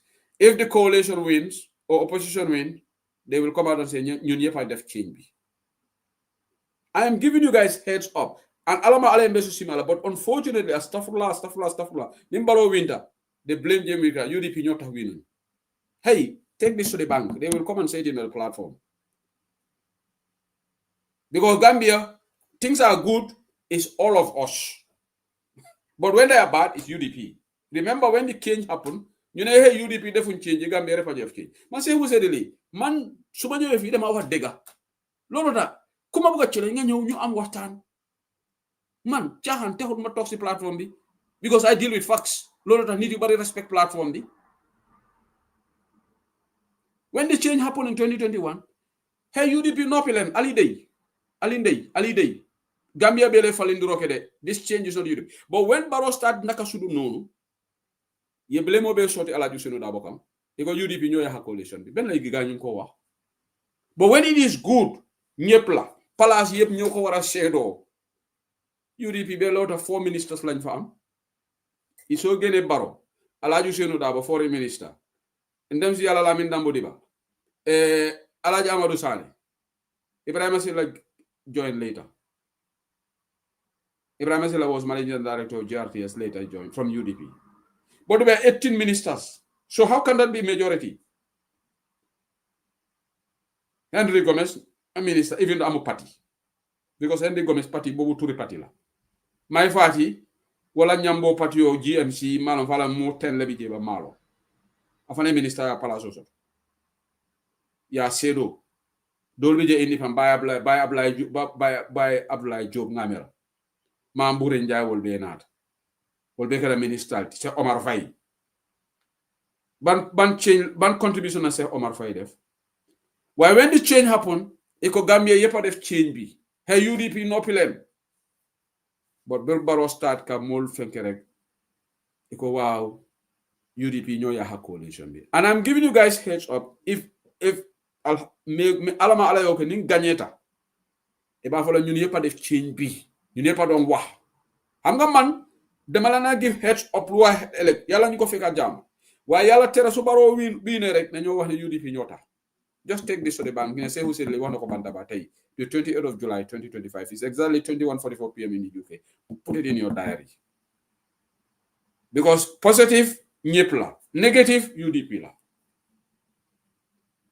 Just like when they said ne Barrow rigged the election, 3 individuals came together. They went to Alhaji Ousainou Darboe's house. They sat. UDP drafted the letter. One among them said the letter was not strongly worded. In fact, I'm not going to say who, but later what happened, your guess is as good as mine. Hey, what politics if I will take a jam kotenke? Hamga talk is cheap. People can come and talk. Talk. Gambia, Ismaila Cissé li la fi def, reñu ak wax bu ne. Ñepp jog rek Ismaila Cissé is the new kid in the block. Ismaila Cissé docteur la ñi xalé lañ ñi lañ wara hand over nguur gi fan la Ismaila Cissé mujji because Lamin bi mo ne fekk mo ngi try to build his political image to climb the ladder yep la anin doma sabal ibele bi ci na Lamin ka broda say bele tat ala nan desa ñu politiko ko no ñamen dajel hey tulu busa kilimu e ka bugo ko tay baraka ñaayelel nde ñi Gambia politiko nkarantale de nde say moy na diamu tali it doesn't impress me and I refuse to be impressed because I've learned a lot. I have seen a lot. I'm not being judgmental, but I have seen a lot. Wala na mola kubu kante mone politiko kono say ani akuja male karam meta ñim politiko kono le kaprim freedom for say nimma experience do wodo ngamara I must be a dumb person and say who said li isa fola commande bari ntamanke mo dom de ntamanke idiot oti de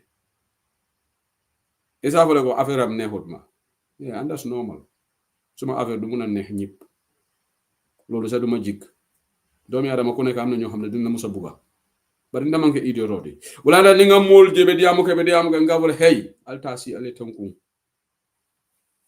nothing is new here Ismaila Cissé ala PowerPoint presentation ol kele na ala cravatol duma e because atata si I na former minister Dominic Mendy very upright person. He was our trade minister when I was at the ministry. I na former boss will be 419 will be joint allowed citizen allowed and Freda Gomez will be tataji because they thought that Ismaila Cissé was at another level. The alpha Ismaila Cissé adevana meni nyam konkoron club wo konole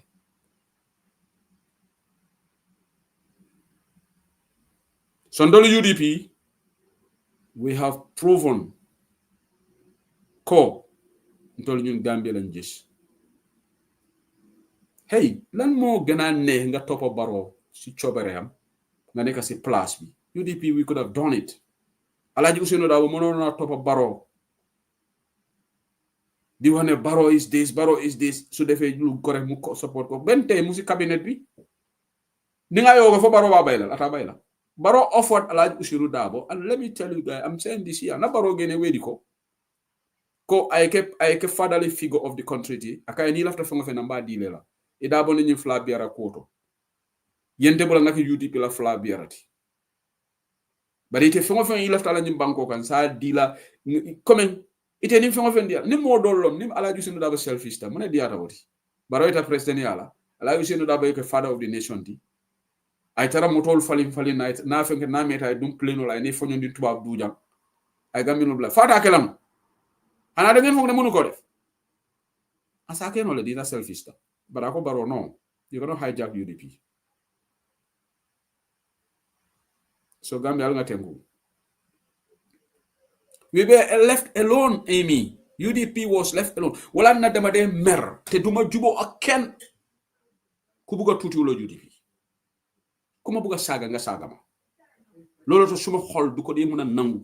Suma gisé ay ñi chapi ci TikTok bi la di tuti lo United Democratic Party because 2021 bu Barrow win on election deka bangi nekk ci choono ñun ñoo gëné fi wax ñu bari dañ dem tok jël holiday ñu ne dañuy raxas seen loxo ci biir Gambia in fact dañoo wax ne ñoomi neen la UDP ak Barrow la léegi ñu xaar de élection di jegeñ ci ñu ne ñoom ñoo ko yelloo UDP yelloo wut ko yéen fan ngeen wér loolu how does that add up how does that make sense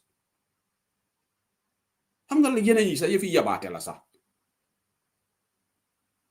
nit ki sooy liggéeyal hey Conservative Party here in the UK. Bes bu ñu daanu election ñu nekk Angleterre ne ngay gis gaa ñu politique bi Kemi Benedok Nigerian British boobu noonu even though man she's not my cup of tea kooku dafa bëgg a please tubaab bi dafa am complexe ci tubaab bi sax dafa mel ni moom dere bi ñuulut sax yàlla bu mu nekk fi prime minister foog naa su nekk prime minister ñun dañoo gàddu suñu saako yi ñu ñëm toxu ci beneen dëkk Europe kooku su nekk fi prime minister ban nit ku ñuul mooy toog fii man de man su nekk prime minister foog naa dema paak suma bagage yi dem dëkk feneen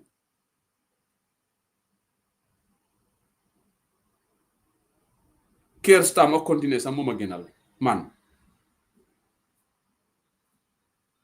waaye jigéen boobu noonu waaye ñoom bu ñu lose election ba léegi ñu ngi politics doo dem noppaleku nga jël holiday 2-3 years 4 years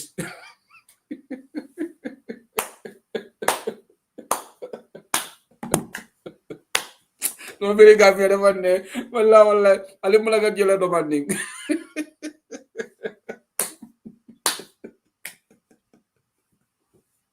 this country is very very interesting Barrow, Doko Barrow Ben Sula for using the word chappy.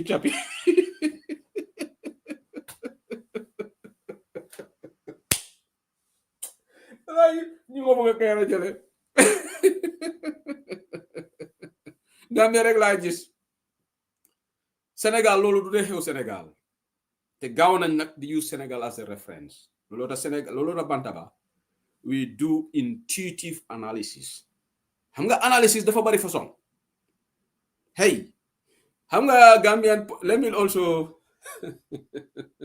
let me bari nga Gambian la talk TikTok jabanya ni media wala aka mundam fele ko comedy nga jëlele nga dara janne nga jëlele ni be TikTok lo yalo na Gambian la kacha ko Gambian da is Gambian na be diamala it's not easy to figure out Gambian be diam kan and I will tell you why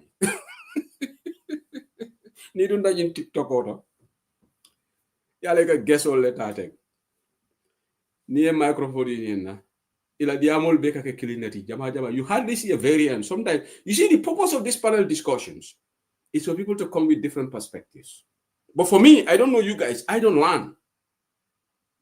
Maybe I'm too slow. Maybe I'm not smart. But for me, I don't learn. You know why?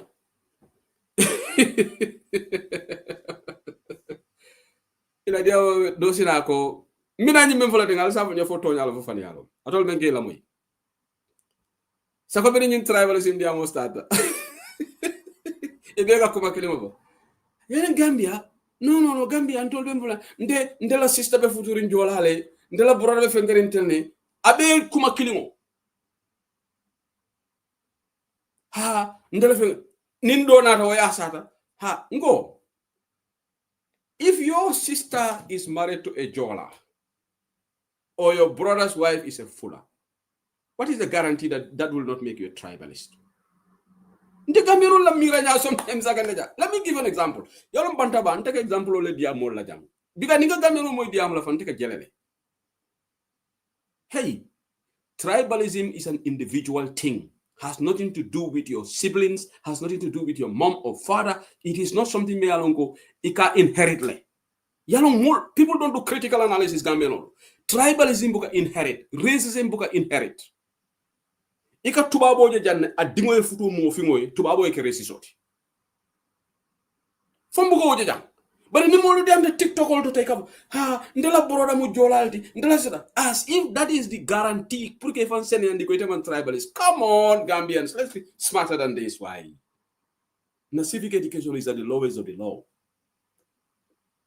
Alga tubabo je janne, tubabo dingo e mo fingo je o ay Asian o je kano ay futu ay. Bari fa fon bukala fi. Alka janne hani ni narolu. I dugala fi dingo le futu, but dingo teresa.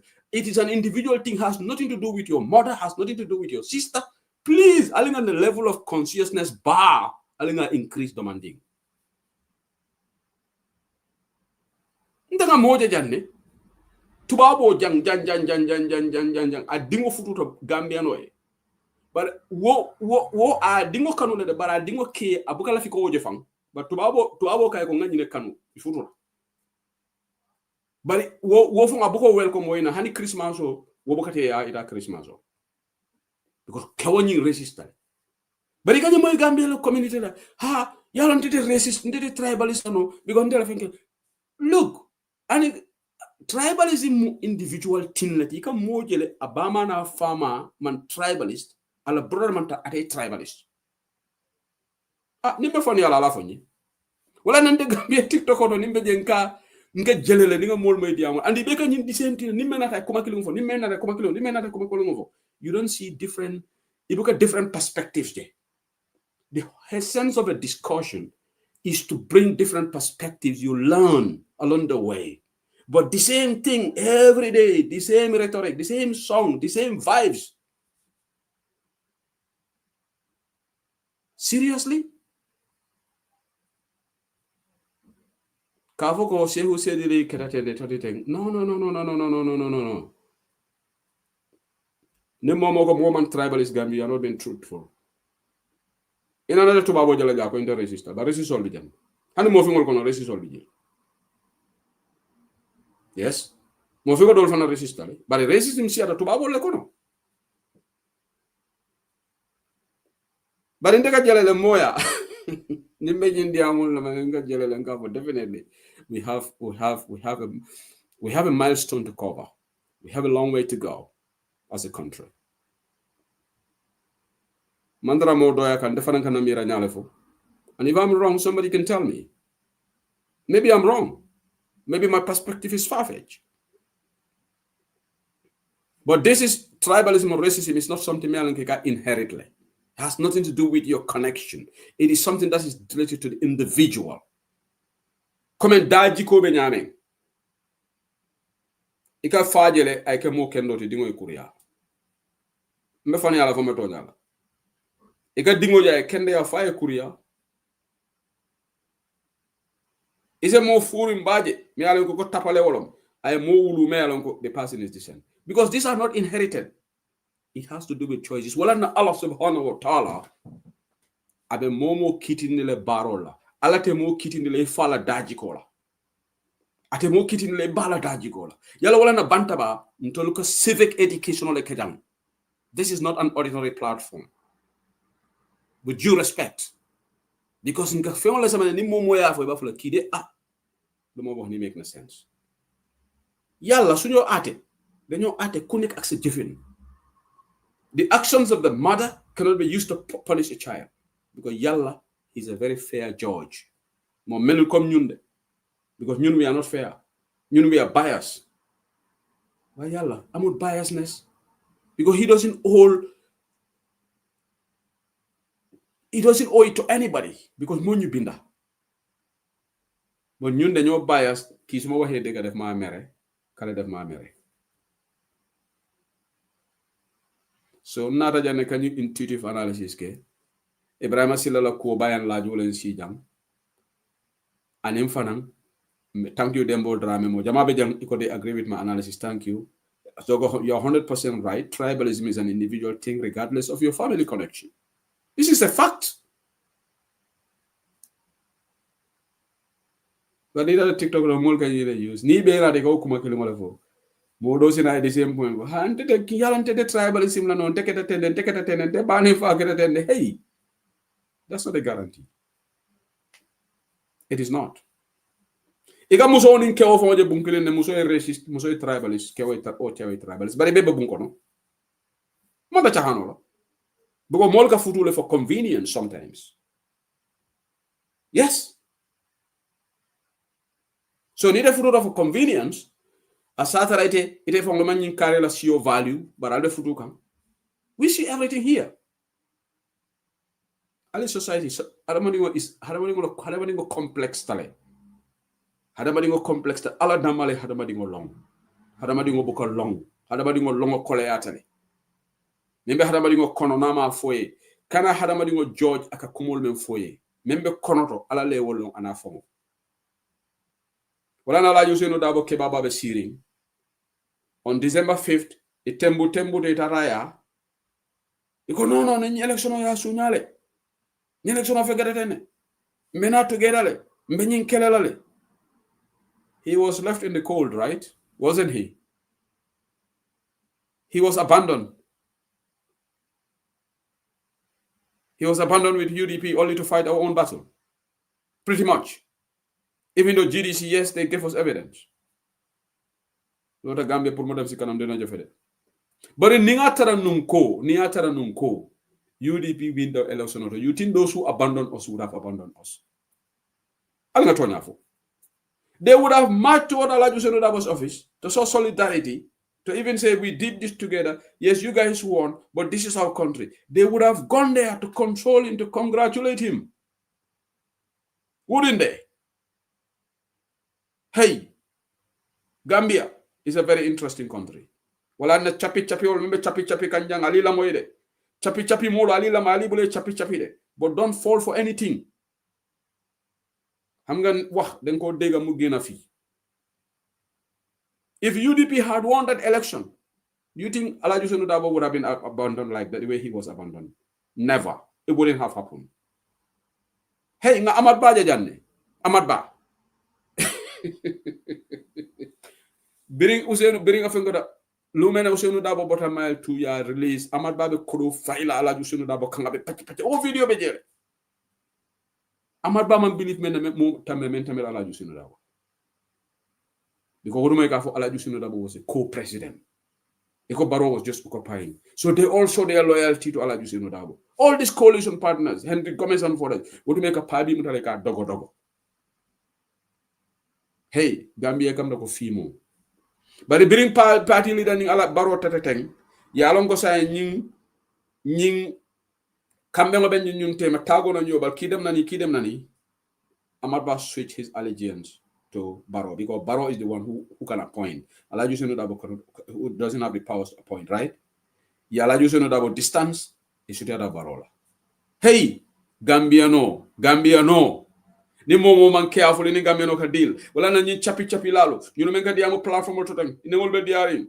Take their words with a pinch of salt. That's the advice I would give you if you don't want to regret. I judge people based on their track record, based on ye menke bankoe. Ndala politiko fole ndala zaende. That's my politics. Nina de chapi tande kuma balfo. I'm not going to fall for it. I will go and open the files and check what you have done for Gambia in the most difficult circumstances. If you pass that litmus test exams, then I will give you EAs. But no, Nima will pass. Say who said the Lima ban. I don't care what people will say about me. I will never be convinced by that individual. For me, volunteer threshold. I don't know for you guys, but for me, volunteer threshold. Mbiri Gambia lolo tolu because Gambia disappointment lolo ko wara jele. Nde menkada December 5th. Mbe deiri nab ngono jang wala nan ni modo be chapi la jang kadiamo because menkata Gambia nga lonne. Iteni molye den kuola yete kumabal foje iko tenin den atara fo tema rek rocheko and ite kontrol nyanta jikile telale nte se vous lite jikela o mosifala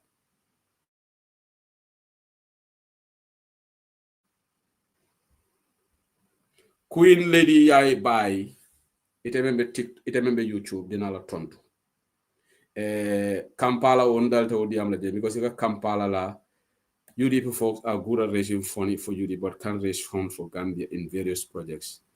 Okay, let me debunk your lies here. Bandaba, the Bobu Kandala photo sorenya. Jang, because you have to use your brain. Because jam brain all the katama jam. Bandaba jam. Brain be more than do feed. Chapi nekot fee. Fee. Say who said the Boko see fi chapi. Intuitive analysis rec. In-depth analysis. That's another word for it. Kampala and Queen Lady Yai Bai. I'm not turn to let my program the Iko UDP don't laugh it because I'm for only so dimico UDP like a fundraising control Gambia. I'll give you one. Kampala, where were you when UDP Ladies Corner, Binta Senghor, and in itata ye presentation of a prison? Your Domorol Samba prison. Where were you last December when UDP went to Queen Ella Health Center to present items to the maternity ward? Queen Lady by Fanga Nekon, yo. Tontulenma. Hey, UDP do send morom. You know we love this country. Last December, during our diaspora show, we raised funds here. We bought medical items and took it. Our UDP, you saw that video. Musa Jame and others, Mbod Shedik and others went to Queen Allah. We presented items there. And this is not the first time. Our UDP Ladies Corner have been raising funds and donating prisons, even though we are not in government. Can you now debunk that? Would you be enough to say that you are just talking mumbo jumbo? You are just talking out of hate? And now tell me what NPP has done, apart from using government funds. Show me a project that NPP as a party raised funds and help Gambia. Because NPP doesn't even raise funds. They don't have the means. They are bankrolled by Adama Barrow and his business partners. NPP diaspora has never raised any funds here. Hey, kui duga banda bafi, denga ham loy wax. Because ñun we are ready. Yalla may nañu hel nak. Kui chapi fi, xam loy chapi de. Mballa atol mele yalo ngale UDP konne al gisol buga UDP tano bar nalbe kuma fol al tonya fanam fo yalla mu ne nga wax dega Baba la buntungo. Thank you, Abubakar. COVID-19, UDP def na Baba la buntungo fi. Raise funds, distribute the money. School boy Sisa Baraka. Hey, hasidi ya mambete Hawaii. Queen Lady fela Malta. Queen Lady. Dimbale sa boba Kampala man mamo xamante nañ. Mom NPP la wa lo xamne. Say su bam taba ñew rek def ñu dé because bantaba dafa am xorom. Lolu tax def dé ñew fi. Waye mom NPP la. Xam nga ñun duñ dem ci NPP platform. Man NPP platform mu kala. Dama ko dugg sax. Because lolu time waste la. Because duñ fa wax lo xamne dafa make sense. Na NPP nga friend me Gambia fa lay message okay ñenam. One can dislike you, one can not support you, but yeah, God has given you brains.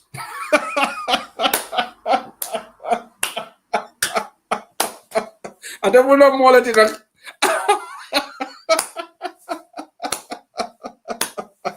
I don't want more than that. NPP go have a message okay now. Biringa Kampala Jabi and Queen Lady by Malade be pati du maleto.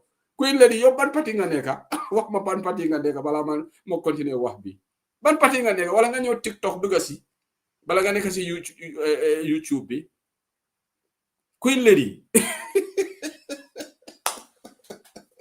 bade ko bade nga lay dol yele alme UDP lay bande bala so gesol faransa do non alena jang ni momo be chapi la jang da nga xam loy wax de banta ba fi ñun bokku ñañ platform yo xamne nga wax lu la nekk du la challenge even if you are not talking something logical banda ba fi lo fe wax defa logical.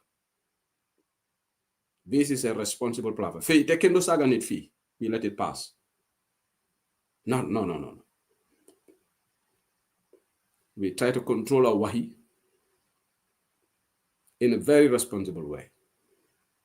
Jamange mojo platform today.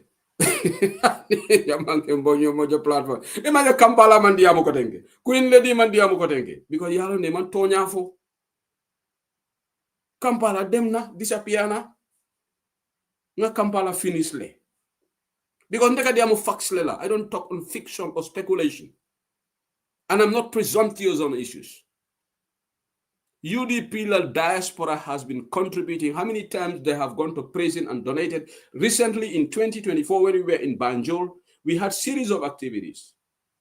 We went to Banjul. We participated in the cleaning exercise in Banjul. I was there. You don't clean Banjul. We took one day. New diaspora. We went and we were cleaning the streets of Banjul. Even Body State House and you go clean. If that is not nation building, what else? What else? Manjuma Baba Manfa, we saw it live. New them clean Banjul. Next time we will do KMC. Serin Keita, Suma colleague in Spain, UDP la. They did some activities in West Coast recently. We mobilized folks to them. They did it in KMC. Where are you people? You think we don't love that country? Despite all the insults. The other political parties that you are supporting, what have they done? Name me one project that they have done. Hey, ñun duñ sen morom dem leen ngeen toog ngeen noppaleku mun leen nana pin os down altol tol pini lano jalo Angleterre je ka faka diningul pini al yowlon melbe Angleterre jala lo munam pini de ni diningo pini ndol UDP moten tol pini lano down ndol la work is fascinating, impressive, so media mo stop la janne ni membe do nanan ka ko nga Kampala finish le ani hadi bari nga to fo mo remember to ni fam atondi bari nga to remember hadi Queen Lady bara vela ba fam promote la de manam jumala la Queen mi de ndé man gende la Queen de ndi ko xamne lo wax dega yo munulo you are not fit to be called Queen damal nga change the title please. You are not Queen de ide ba nga Queen de yo do Queen damal nga ut benen tour Bambas dona. Brother. Erembara. Gela analysis misle bi. Ya misle.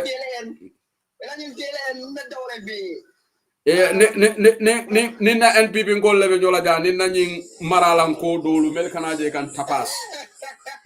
Ha. You maralang cool. This kind of hypocrisy, you can't make Gambia the Male. Ha. Opposition on Yininka, it a project and having a Bangkok. Ha. Only in the Gambia can you move. Ha, because ila London man futaje, ila hamol man futaje. Exactly. But again, notwithstanding, thank you so very much for highlighting some of the development and some of the projects UDP involved in our Bangkok. Despite the fact that it is not their responsibility, despite the fact that it is not an obligation on any citizen or any opposition who can project source about Bangkok. It is something me alone, ni Maria Keno. That's fine and okay. Okay, in fact, sorry, Bamba, that again, dole famba remind kang. Ako UDP la student wing also made blood donation initiative at various health centers. Thank you. Exactly. Yeah. Every independent, I even wrote it down there. Every independent UDP la students will go to how to call it, Jamaica Level Air and various hospitals to donate blood. Only UDP does that in the country. Nobody does it. No other political party does it in that country. Because of their hatred and because of their hypocrisy, they don't see these things. Bari yalo memeng murale kama ke doya ke la fania full tandila wodrong imanyi mo fulo je bere ndiamo de man ndiamo ko tenki Kampala will disappear tale. Exactly. So so nga male nga bi nganda fati atela nga program data atela. Ibrahim Silla ko akana mo protest la pro corruption protest akana wala pro. Ari bamba yalo ndewo kay na meta de la Carola ndela fa dai protest.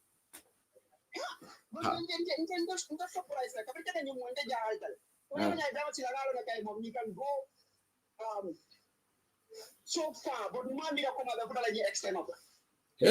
Ibrahim Silla ñim palaso jarata ko bela ñi nimbaro fon kay ko tayta mo tulo fadi silo ka ba kala.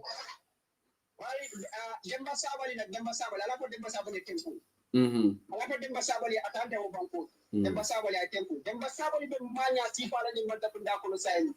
Ate yalla wolo ngako ni jenne ate amot bala place ta say. Amot ba o tempo ndale follow de. Amot ba tempo ndale. Follow. Demba Sabali weka ma ko mi ate pa mu Gambia. Il faut ka munta ko ate ko president on say. Demba Sabali ala fa ko de kuno la mo banko. Comme de mon tele no banko kan. O bantale. Wabantale kabri sabo ko 2016 kabri mo le ya jame bo liggéey wabanta won wala ta mo sila de wabanto ka wabantale tek so ni do sino la ye continue ka sino ko ta mo sila de Gambia banko ka panen do me da espora jam mo manta sila la pour ka wabanto ka no woti lo bodale bantale so these people they should wake up ye all long recently dama sabale na kanya dai tempo Abaraka bake, thank you. Okay, abaraka bake Bamba. Saingata Kal Kamaralaya. Inimbara. Ebenyali. But noise bale kane yade. Oh, mano en konjira long fo en konjira. Ideni noise balenata malo mun noise sifalo but carry on. The Pan-African ideology level, the believe this multi-party system democracy in Africa. Because in the multi-party system democracy, it brings more division than unity in Africa. It doesn't allow that because we are more in tribally, religionally, or regionally.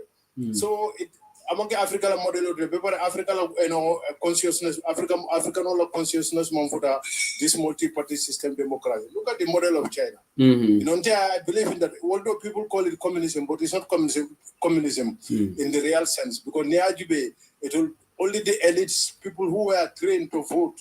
People who know how to vote will welcome a leader select. And this believe because in multi-party system democracy in Africa, secondly, I understand. So secondly, Africa for that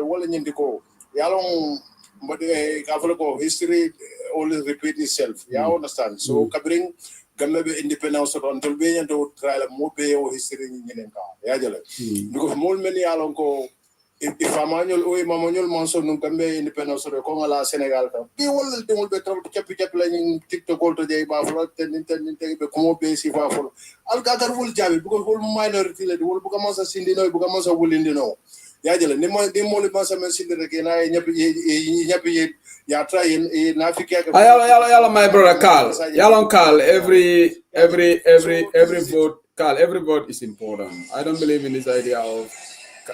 But only noise Canadian. Yaba noise man try from Yaba. Carl noise be yare. No, never inside. Never corner. But you don't be mute right. Yeah. This other mobile lamp you know. Yeah, there's noise coming. So you come on the side. Okay, so they left the cow for now because yajele for example yalo la politico nyande kala mo atol la politico nyande ka on the ground politics this time yajele atol no Carl ndol approach we will not say it here but ndolo we are doing our thing. Yeah, understand. Left ka kumale for ya understand because male over platform okay. UDP nyanda is a political piece in the strategy si fale kam. Okay, nzo kata off record ya moy. Yeah. Yes. Okay, mbari ngebla. Okay, Carl, abaraka banki. Thank you so much. Thank you. Okay, ngara Jack ya.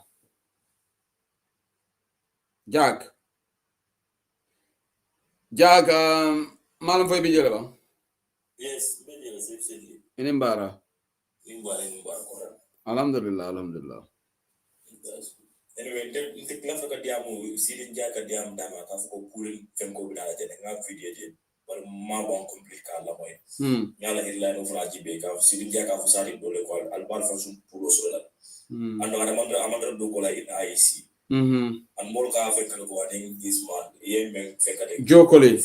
I think you know o video ni ngaro ko amanke fekode UDP data follow up because of how we should not joke with these people. You more ID card di kamoro dal be tare and they ka finde ne ke ka confidence ka for do win how we dala nyu na le ka win kan do man fight for boy be sunya la funde on the percentage do be to na ko kan de believe la ko ni mo di be ka sunya la because of not ka do ko sunya ka te o fight water and mo la sa no jele everywhere is item is not for down ko ka sunya wala sa sunya nyo nyame because of how come to live in the outside the country can ID card down that yeah sidin jaka finde bi o fana ka fo ibe pulling kan ko sambala sara wala ate to fo no ay si dama right ayalon sidin jay o ko ku tapale ya da asa dabla ji sidin jay o ga so bana sa ide mekte ay si la jaro ko do mat la frene di mol kan fo o ala freno sambu janjani sidin jade mo wala o mena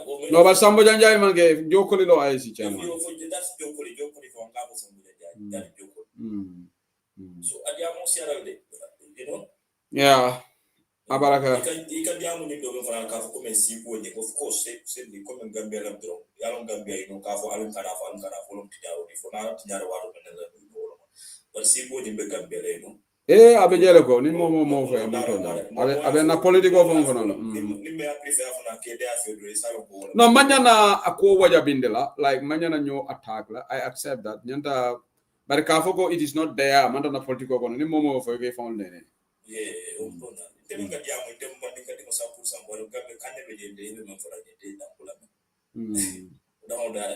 yeah abaraka Jack, thank you so much.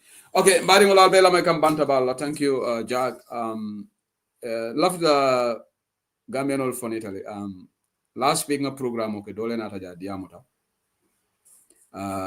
ala nga haklo to nyoto baki ay kuma kangol mem fo jam nata mari just the same person as letter platform dol ta kuma mem fo kan jekko songoni banko wala nango Gambian wala nga haklo to nyoto bari mba mari gapa kan nda mari account fo la jande mba gapa kan nyene fo ni lume na nata chapi adu banta bajam wala mba tenkere na nyim platform to so mbe mari advice ni be lamay kan don't even make a mistake kana banta ba because I don't like to align myself with people of fictional behaviors or characters.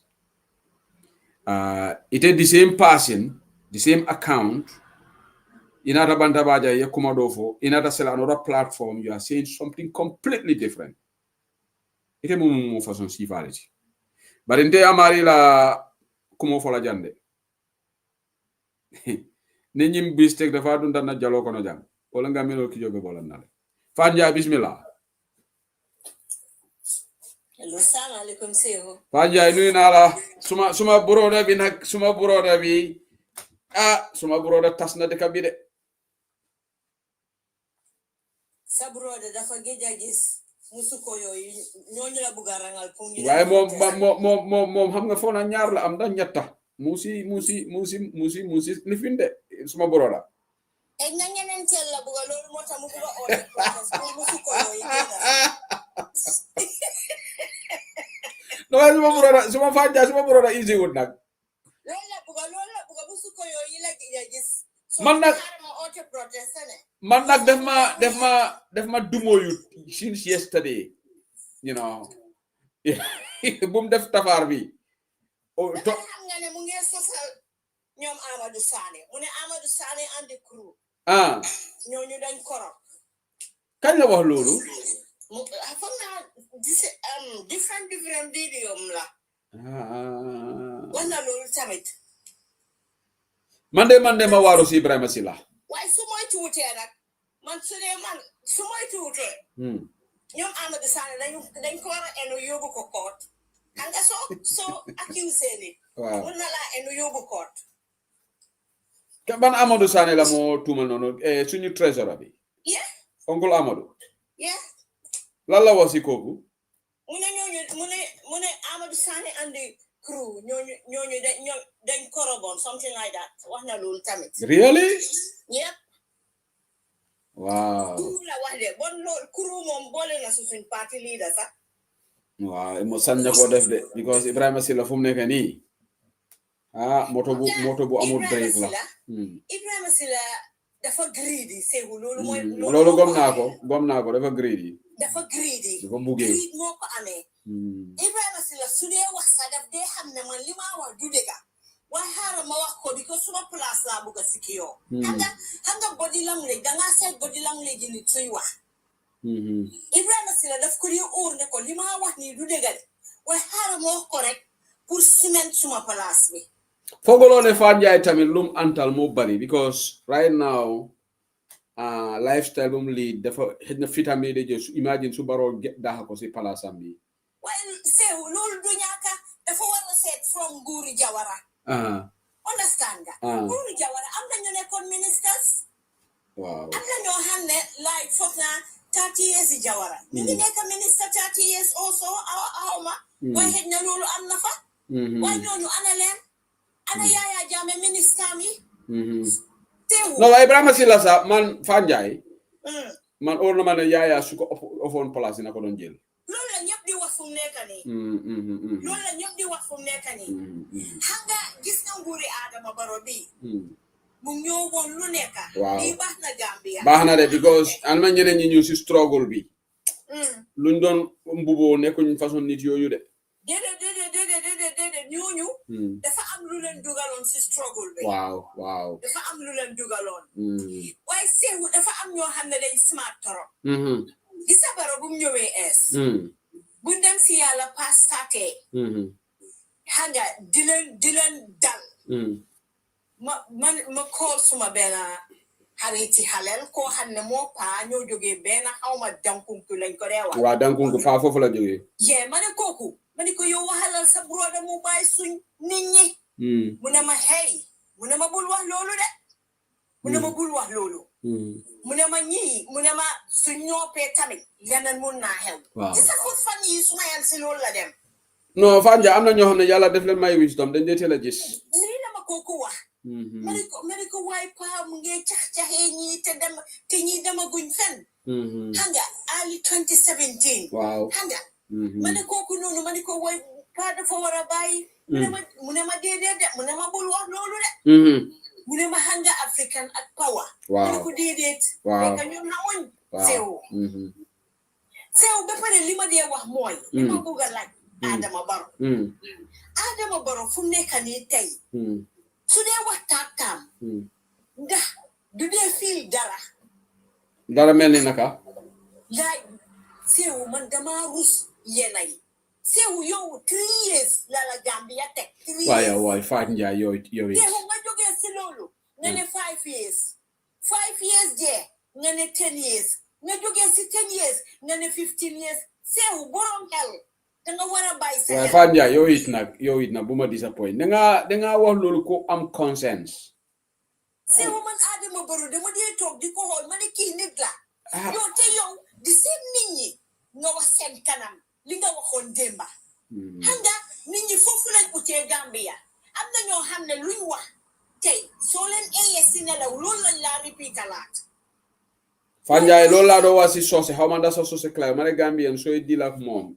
go halfway bul dugga full de seewu man laa dégga 2021 yeah 2021 metti woon na ak suñ parti leader de mu ngi am accident waaw mu si mettit seewu ba pare lu gën a metti Fatou Ndiaye ñoom ñoo dem si moom de moom oowut leen de ba pare kenn si ñoom kooku da wax foofu mu ne letter bi was not strongly worded seewu man xam naa kooku because parti leader wax na waxi ko wax na ko xam naa ki nga wax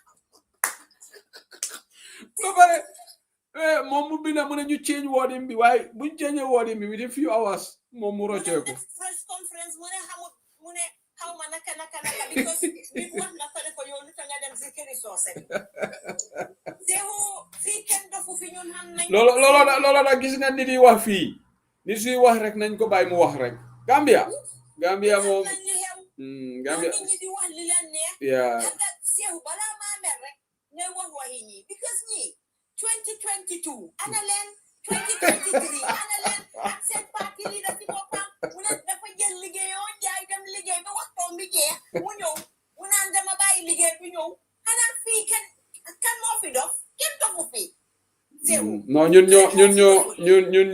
ñuy nekk si politique bi foog naa ñun ñoo amut liggéey ñun moom ana UDP ñoo dee ñun UDP ñun ñoo idol moo kiwoon baabu tiit ba pare dama seetlu leena seewu ku am jafe-jafe rek dang dee ñëw bokkus gannaaw UDP waaw su loolu release rek nga mel neneen seewu te duñ rus duñ ragal gisuloo Fatou Ndiaye ñaari nit ñoo ma doon bugg a taxawloo naka ngeen ko de ooy taxam naxuma lan anyway ñu am na ñu ma bugg a disturb fii ñu ne UDP ñun fundraising bu ñoo def duñ dee contribute dara waaye bu ma leen tontu gars yi dañ disappear waaye li ma laajte mooy xanaa UDP lañ dee jox seen naamo yi waaye even that ñun last December ñun dem nañ jënda UDP kuy na la health center bi suñ gars yi dem nañ fa contribute jox fa jënda bagage yóbbu fa prison bi tamit gars yi dem nañ UDP dañ dee jox blood donors ñun exemple yooyu nit se boo rek am na benn góor bu yóbbu ay materials pour lu war a dem base exactly Bansang Hospital 2 weeks ago xaw ma borom de foog naa jaame la borom sant something like that yeah gis naa loolu noonu seewu li ma wax mooy nga ba pare dama Fatou Ndiaye danga war a yóbbante message suma broda man bàyyi naa ko audio si fuunam bi de xaw ma de Ibrahima Sila tey nag bàyyi naa ko ñetti audio li moo gomu ko xanaa doo dee seet body language Ibrahima Sila Ibrahima Sila lu moo wax moom si boppam gomu ko loolu moo gën a sikinin ba pare loolu moo gën a it's sad to see him in that situation because of greed teew xanaa Ibrahima du dee fàttaleku ay ministre yu nekkoon Gambia seewu Ibrahima Sila de moom teew ba pare Demba Sabali moom dina xam ne Gambia ñoo bañ ba tëddal si suuf duñ amati beneen Yankuba Touré waaw ñoo bañ ba tëddal si suuf duñ am beneen Yankuba Touré gis nga Demba Sabali dafa bëgg a def boppam Yankuba Touré loolu la bëgg a def boppam Gambia te ñun Gambia ñu ñoo bañ duñ ko nangu waaye dafa war a learn lesson from Yankuba sax waaye dafa mel ni ñi di ndee learn lesson Fatou Ndiaye waaye xam nga Yankuba Touré tamit noonu la meloon Gambia Zainab Gani mu ne dafa bëgg a call xaaral ma seet Zainab yaa ngi TikTok xaaral ma seet mu ne say who I want to call in waaye Zainab nekk Gambia xaaral Fanja, I will I'm not nakala de ma call Zainab because my benen phone is not here. I mean, yeah. Zainab, yang TikTok. Zainab, how many yang TikTok? Ya Fanja mun ga konne de wa. Sew li ma wax mooy gis sa broda. Comme ni ma ko waxee rek la sa broda li moo wax gomu ko. Sa broda greed moo ko amee waaye dafa war a gestu ne am na ñu nekkoon ministers. Xam nga like am na ñu nekkoon permanent secretary head of civil servant tey ñooy daw si gannaaw yi moto président. Xanaa yooyu yëpp gisu ko. Fanja yow nag saa soo ñëwee rek foog nga góor wala suma broda bi. man la Fanja I'm not lucky. Ñaari façon broda lay am keneen ki ministre la keneen ki.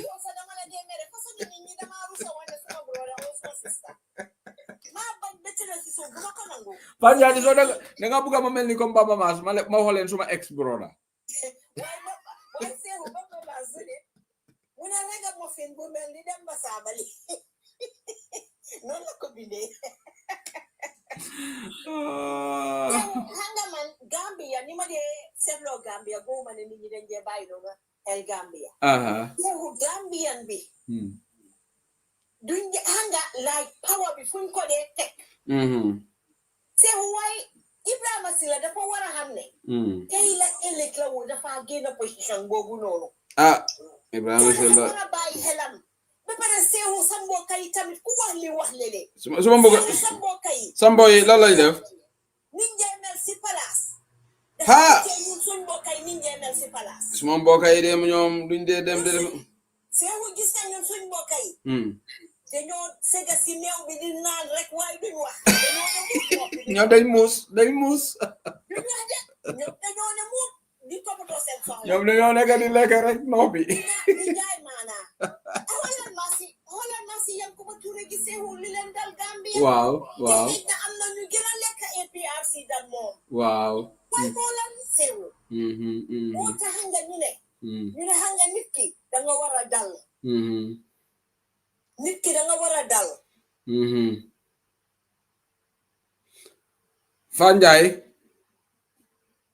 Fanjay continue di wax dama try pour share number key add key si call bi Zainab. Yo continue di wax. Sa broda du dega ba pare ku ko waxal sa yo enemy la la def bi ko ne dafa ane ki suma place bi la buga yaha fekk yow yam ko dimbele waaye ganga Gambia example yi dañ fa bari because dañ am ay former ministers ak ay former vice presidents former lu nekk si presidency bi whatever yep am na former foofu noonu so yow tamit soo fa nekkee seewu ku eegu rek moo du wàcca waaye soo eegee da nga wàcca da duñ dee consider loolu ku eeg rek di nga wàcca soo bañee wàcca bul eeg because Adama Barrow ni moo foog a dinaam gi yëpp sax xam na ne dafa wàcca waaw Adama Barrow xam na ne dafa wàcca because soo eegee da nga wàcca nekku ne soo eegee da nga eegaan déedéet ku eeg rek da nga wàcca 2026 Gambian bi yëpp dañu war a pare ñu vote Adama Barrow out wax bi yëpp loolu mooy garab bi because Gambia ni moo demee nii seewu man li ma si gën a jaaxal mooy Gambia ni moo metti yëpp tey soo déggee ne li ma nga ñu ne time boobu noonu Yaya Jammeh moo doon rey waaye fu mu nekk nii say nekk ñu pic nit nekk dafa rey boppam loolu naka la man mënuma understand ma ne waaw lu nekk di xew Gambia fu mu nekk nii Barrow moo sikiyoo ak nit ñam yi waaye ni Gambia ordinary Gambian si sikiyoo gis na loolu rek sax sikiyoo woon de Gambian yi vote Adama Barrow out loolu rek war naa tax gaay vote Adama Barrow out waaw Zainab Gane ma ngi laa call nag ak beneen number soo gisee number bi nga pick because number bi nag kenn amu ko nag waaw bi moom suma private number la waaw so waaye Zainab you are not picking up soo gisee number bi nga call ma Fanjay suma broda moom man Biram dama waale gis nga Ibrahima Silla Biram def ma day jaaxal man dama lu Ibrahima Silla jaxan okay kii def ma moo ma call back okay Zainab Yes, ah yow lu jotté nga call bantaba yow do de call bantaba de man sax maa ngi wax loolu maa ngi wax hana mbiri suma burora bi mola jahlo yow Ibrahima Silla yow bilaay maa ngi wax ne xam naa soo gisee ma ne la dama call di nga waaru parce que xam nga ne man du may wax si radio waaw waaye tey dama ne tey moo xaaral ma try foog ma call wax si ku ne dama bugg a call Ibrahima Silla moom waxam bi sax man bi ma ko gisee fan yii nii sax dama sok ma waaru so ma bugg a wax rek ne gis ngeen fi mu nekk nii dëkk bi ni mu demee suñ dëkk bi doy na waar trop so si période bu important lañ nekk right now te ñu foog naa ne ñun UDP ñëpp xam nañ ne ñoo fi gën a important parce que ñun ñooy xorom si jimbo bi yëpp si politique la ñun la de fii ñoom ñooy seen problème waxati ko so ñun li ñoo wax toujours rek li ñoo oote naan focus 2026 dañ ko war a miin because dañ war a xam ne si affaire yi dëkk bi lañ nekk right now waaw so ni nga ko waxee rek man duma dee call duma dee wax bu bari waaye lu nekk laa dee gis lu nekk laa dee follow su ma nekkutee si suma téléphone bi di sel di la seet on Facebook maa ngi si YouTube right now maa ngi la cuul si télé bi maa ngi seetaan on YouTube TikTok nag old school la xam nga ñun maire yi maa dama dee dem TikTok fa seet vidéo yi di ree waaye aw ma fa account baadu so keroog try naa ko sax bi nga waxee ne yaa ngi am problème ci sa Facebook bi nañ try dem TikTok try naa lu nekk mënuma koo fekk mënuloo dem ma ne xaaral ma bàyyi da ngaa jox Zeynab joko xale yi ñoom gën a xale yu ndaw yi ñu lu nekk lañ understand technology sax xale yi nag jox leen ko dinañ ko fix ñoom daal ñoo mun lu nekk waaw ñoom ñooñu gën a ay technology sax tey sax maa ngi tooñ Seynabou ci office pa bi maa ngi si office party leader maa ngi wax Seynabou every second yaa ngi TikTok every TikTok yi ma ne ko kaay nga dimbale ma ci suma TikTok bi parce que gis naa ne léegi plateforme yu bari dañ dem TikTok Zeynab yow mi nekk head of UDP fundraising yow da nga war a nekk TikTok de na nga la demal dinaa ko wax paa bi sax dama ne ko waxal Zeynab mu dem TikTok bilaay loolu laa la wax di seeku man useless laa def ci yooyu noonu man old school laa ba de la waaye sant yàlla bu baax waaye man li ma koolee nag nii tey li tax dama bëggoon rek maa ngi la bëgg a tooñ sa first of all ne la xam nga Fatou Ndiaye moom mooy moom nga dee enjoy waxtaanam nag Fatou Ndiaye suma nit la Fatou Ndiaye soo gisee Fatou Ndiaye rek nga ne Fatou Ndiaye la Fatou Ndiaye alaga Fatou Ndiaye moom ak aji bi nekk America ñooñ ma dee tas waaw da ngay enjoy seen affaire waaye seeku li ma bëggoon a wax rek ma ne foog ma wax ko as your programme is going on pour wan la rek nit ñi dégg li ma wax ñu xaw a seede li ma wax tamit pour yow tam ñu dégg ko te loolu pour yow la ak sa plateforme bi dama bëggoon a pour wax la rek ne la seeku sa liggéey rafet na trop te nit ñi ñu ngi koy seede bu baax a baax man time bi ma laa déglu yow boobu yaa ngi nekk Honest Gambians yaa ngi daan nekk ak Panderi Mbay ci civic education suuga dama daan déglu dama la daan déglu dama dee wax suma xel de man de kii xaw ma kan la waaye kii ku jàngal la kii ay sound wax la di wax man I like intelligent people man aw ma patience for unintelligent people moo tax nga gis lu bari duma koy déglu léegi ma bëggoon laa wax rek ne la seewu dëgg sa plateforme bi because démba fan yi yëpp temps yi yëpp nit ñi dañ ma di wax démba tamit maa ngi nekkoon ci parti leader pour ñu tàggatoo wax goodbye ak yooyu waaw ba mu noonu de Amérique maa ngi toogoon waaw ñu ngi waxtaan waaye ñeen kenn as usual keneen seede yaa na ma foofu ñu ngi discuss waxi naka lañ war a use social media bi ñu ngi waxtaan lii go on ci Facebook bi kooku mu wax ma ne man du ma dee déglu sax man plateforme yi mu ne ma man seewu seedi lii online bantaba moom rek laa dee déglu mu wax ma loolu ma ne ko definitely mu ne ma seewu seedi lii dangaa dem si online am bi mu ne ma nga déglu foofu ay issues yi mu ngi koo discuss di ko waxtaanee du saaga kenn du wax kenn du nangu ku ñëw foofu wax fa leneen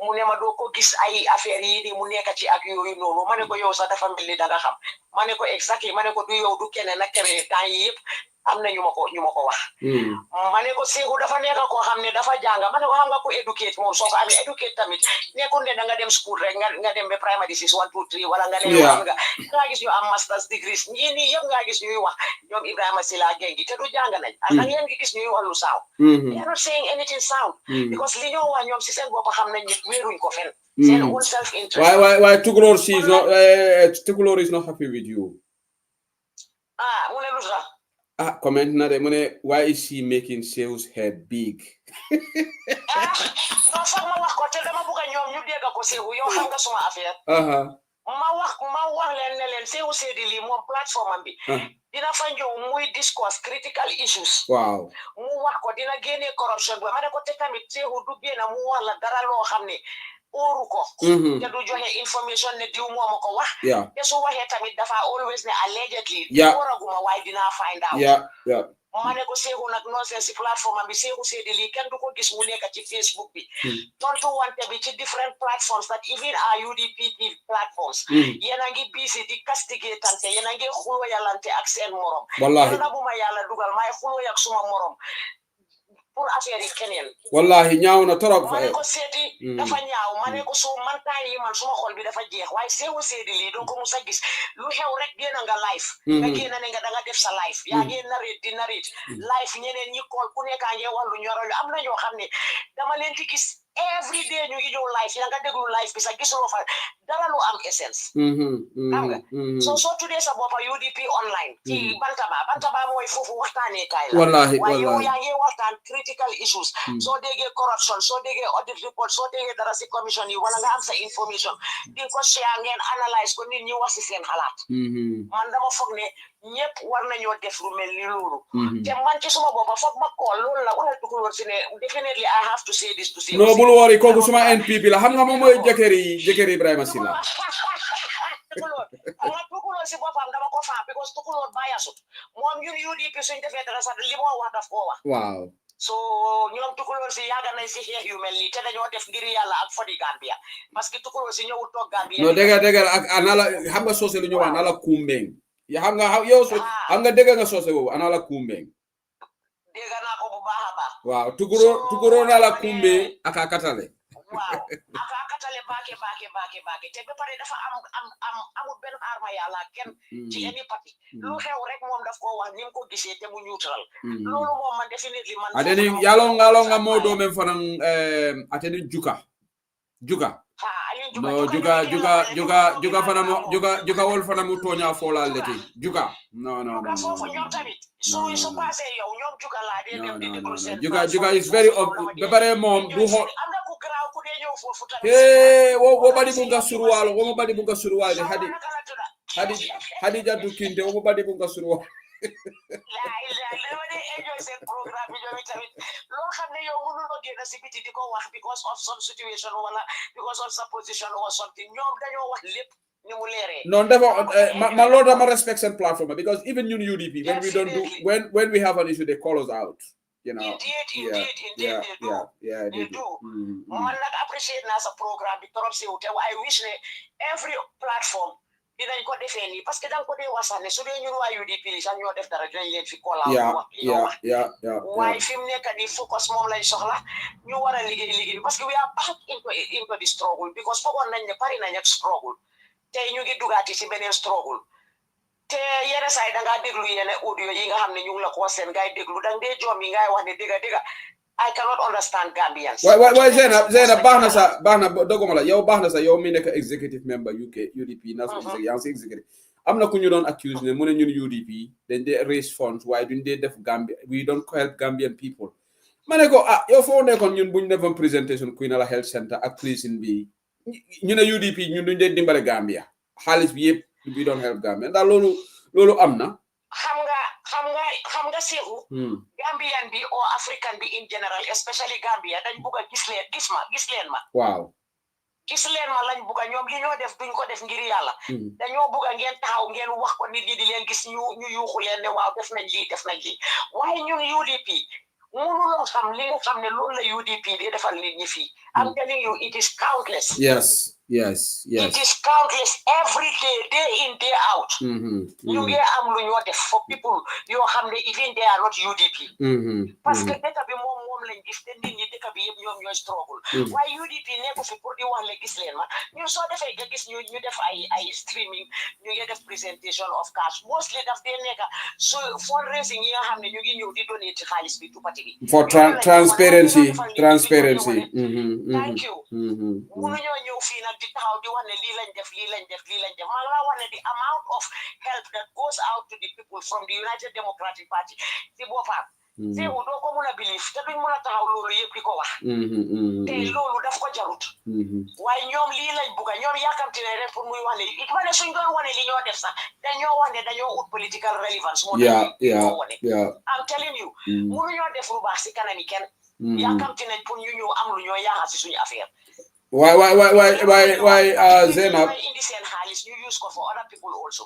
Zainab kontaan naa lu nga call fii jërëjëf thank you for the compliment waaye ba pare advice ne ñeneen suñu counterparts UDP dafa ruslu yow nga nekk doomi UDP di defante ak keneen man nag xaw ma ñeneen ñi man wax naa ki ne ba ma joinee UDP kenn du ma mus a gis ma ngi defante ak suma morom UDP online te yàlla dimbale ma promise boobu noonu maa ngi ko keep te nit man tam nit laa dama di am feelings léegi pour tontu waaye lu ma adresse rek dama ko adresse suuf waaw sa beneen programme bi damaa ngi toog fii di ree ma ne tey Seeku mer na ma ne ko xaw ma ko yéeg ci plateforme di bi wax ube nga waay foofu noonu las programme bi foo laas xaw ma ban la ci daal waaye gom sa boppa la gom sa boppa foofu la kooku def ma coxuñ sorry waaye after brother bi sax ñëw nañ fii we ñu waxtaan ba ma apologize man dama lifin ko so we got to terms you know so misunderstanding na woon but Zainab tukulóor si kii mooy Zainab Ganem head of fundraising team UDP national executive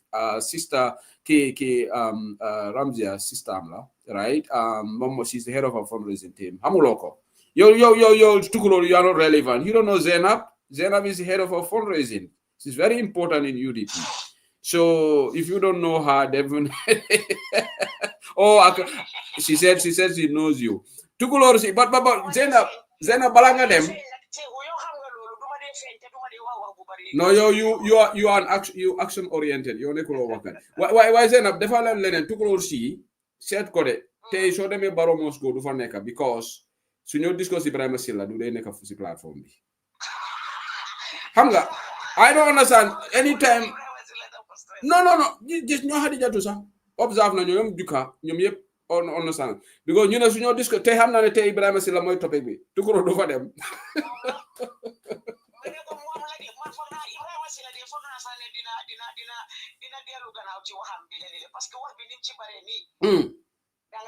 def dee kufang xam nga kufang def dee kufang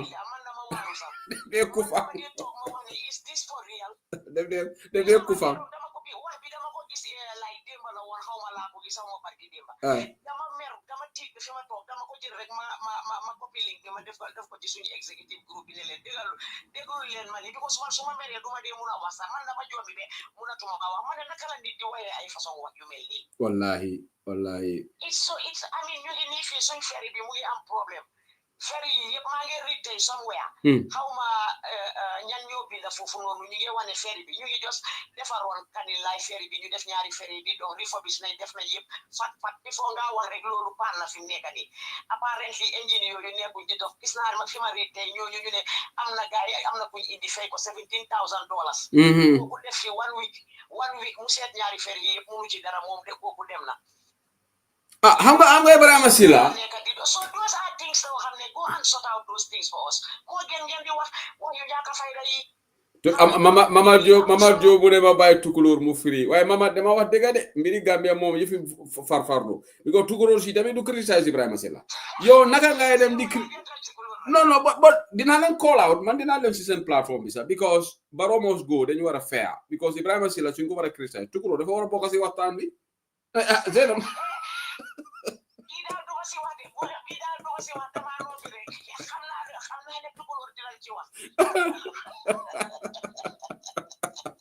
waaye bind na ba Ibrahima Silla tontu ko Ibrahima Silla def ko tontu sey bi foog na sey bi sax tas na fu mu nekk tas na man maa ko tas yaaga naa ko bu tas ta man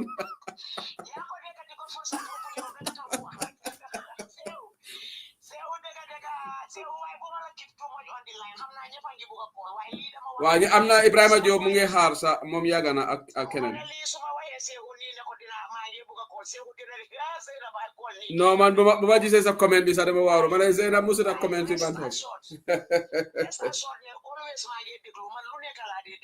yow fan nga because suma deka la te dama vote dama def suma civic duty ma vote dama make it my business to listen to everything because then illegal civic dinamuna am some complaints mun ko voice out. Why so defok sa civic duty yo amulo ben right pour wax because you are not doing your civic duty. True. Te legi ni fofu lañ tollu lolu rek la wase ma bëggon ñepp dégg ko waaw kontaan naa waaye léegi nag commencé na bëgg naa di dégg senior members of the UDP executive te xam naa ne UDP members yu bari tey dinañ kontaan yow mii la tombon la ñoom docteur Mané ñoo xam ne ñu executive bi ñoom ñëpp ñu call suñu député yi man dama lay wax ne gars yi soo leen dégg lu fi na ngeen call supporters yi nekk si diaspora bëgg naa dégg seen baat yi te xam naa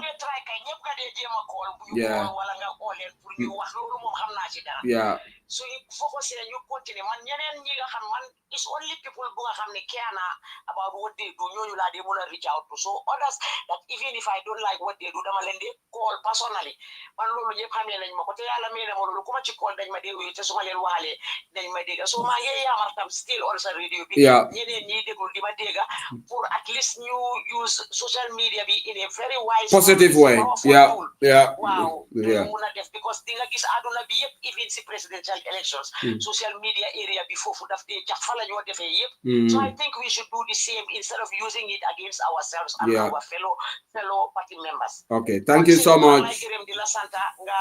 Zainab ma nga extend ñu bari ñu ngi bind ne dañ kontaan lu nga ñëw fii on the comment section waaw ñu ne dañ kontaan dégg parce que nit ki tamit li la def dama ko dee wax nit ki li moo def tam utul si médaille dafa ko def ngir yàlla ak ko waaye it is nice also bu nit waxee lu rafet dégg liggéey bu rafet nga wax ko is very motivating borom dafa gën a kontaan yokkaati loxoom waaw ñu ngi we are looking forward to Seattle te foog naa ñoom tukulóor si yëpp dañu war a dem Seattle dafa war a dem dama jaay asobi Seattle bes petos kare fi ma nekk di so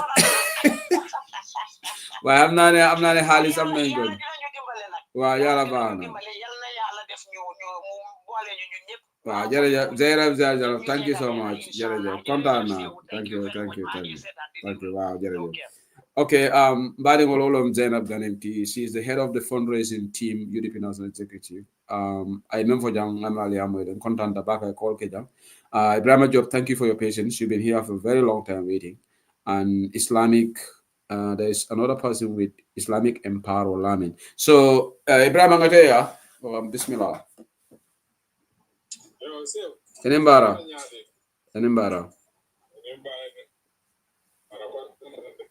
Corona de la line man clear back bang fo.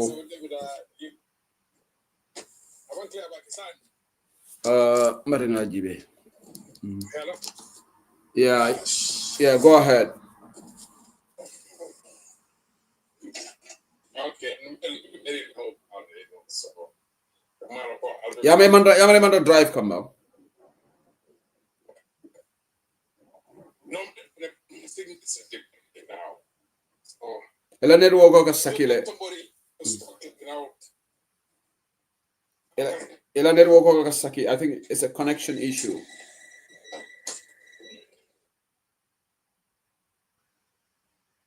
Okay, Ibrahim, as you try to figure that out, if you don't mind, let's go to Emparo. Islamic something. Islamic?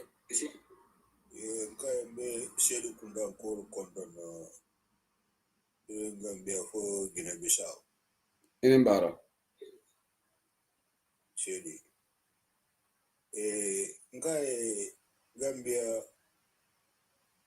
Gambia nyandala kanyo hakilo Rwanda. Mina Fanja yale. Fanja was saying something when Zainab called. I will let Fanja finish. Yeah. Islamic, go ahead. Ni nyo hakilo mo Rwanda no. Jamale bekula filinya mo kono. Banko la nyato tate soto no la tonya komo. Dum alaya tonya wala kan tanka junu boma ay na junu bol kafaren. Then ala data politiko. Ha. Sai politiko tonya anala luwalen. Luwal dum banko dingol bejele many alonko ite labal wo men de pruka wal kanta sai natra o bankun kan e ka fo 95% de misil mol ha sai munanna alala alquran o tonya abe nakarela o bankun kan misil mol be o bankun kan mo kilin fula sabanani woro wala sai konon to tank ha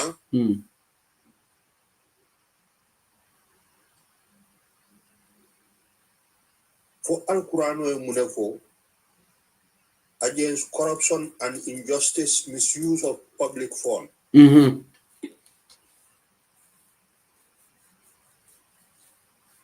Bari ila diamo ka slowly malam fo be la moy yamne man re fangol la moy kambam Nimbanko ibuga moy non ge moy la ka slowly dorom ibe gambia la fo be diaspora jamne ndebe London okay aka ila diamo le ka slow bake ngabro non fo be fangol la moy kam but carry on maybe also can diam nyaat okay sorry no ngabro no yalon modol ka tara platform la moy le be diam ka ngabro wala okay carry on then sorry about that then coming for price any wrong you know then ni member for le sa fa nyam ni member akele ya ka nyam o banku kan in police wol fango mu banku din kendo ha imu alquran o tonya fa salat mo morondi pamito dani brutally counter protest against corruption, injustice, misuse of public fund. Inyante arrest la ye question ye investigate itella engagement into anything wo bankunka.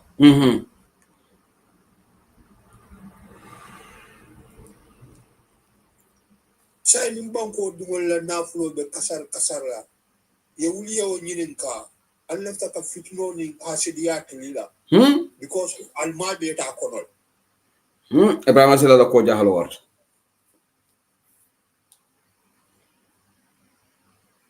afola fanja kalin because o bankun ka mo moron din ta mata nin to nyale to na jakalo kono e jakal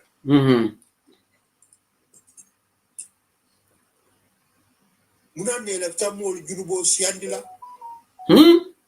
mo moron din la tamol jurubo siandila o bankun kan ale da jahna bala kama because ni men ka be balla tonya fasala ka tonya kanta aninka baranin tonya la you know alon ko be jahna ba silo ha bari na broda na ngeen nga ko na abe nyim mom foka na dina nyaton ko lube ila moy kam fo me amere man imanya na funtela ya kawandi ko ngamune foye ko alquran o tonya ni suratu bakara karang kalf bi Palestinian olu ibe mun tora si fale kono because satanic devil worshippers are all siata godly lying sinners politician olu for their personal financial security then ita malavi jurubo Asia isi song moya fanke dina nyaton ko wata mu setan batulal tonya di dunia kamo le kawle bat tonya wal kun kalu fanna mana ali alla dino foreign di Mario Mansatalla you know prala so janembe blala rek islam brother ibe mu yamal la dile Ibrahim silala ay tlinga ni tonya la de ani telefono idunta contract kono kabo 2016 2017 idunta contract kono you know for doji contract le kickback soul ko jana commission keta nyame they have to explain man han buku to filla o bankun kan tonya And I'll tell politician all fananga al na patiol teng. You know, al nyantala so bea. Get monso bea. Al man so bea because now so bea 2016, 2017. Alko baro be sanyi sabale kelai ji. Transitional period. Ni tata ni luala karola verbal contract let. Altelmen kale lua karao bankunka. For Europe. In a democracy, verbal contract, if you don't deliver, you step down. So ide jumale blame ola. Ngal tele blame all tele men very political because alman tamaning alal tonya. Okay, ngela game wele bari yalong nin kambe ngoke da barole nyanta la kamu tamandila kodi. No. Dite mera kamu muta. Demen ni denta kamolante info muta le man.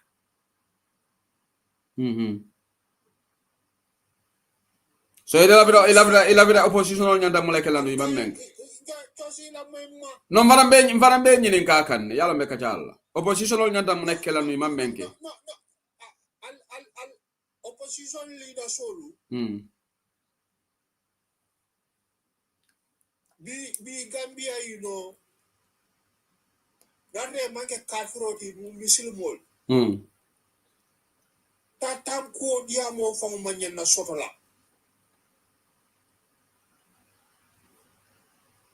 Okay, Islamic, maybe another day. No, hold on. Hold on.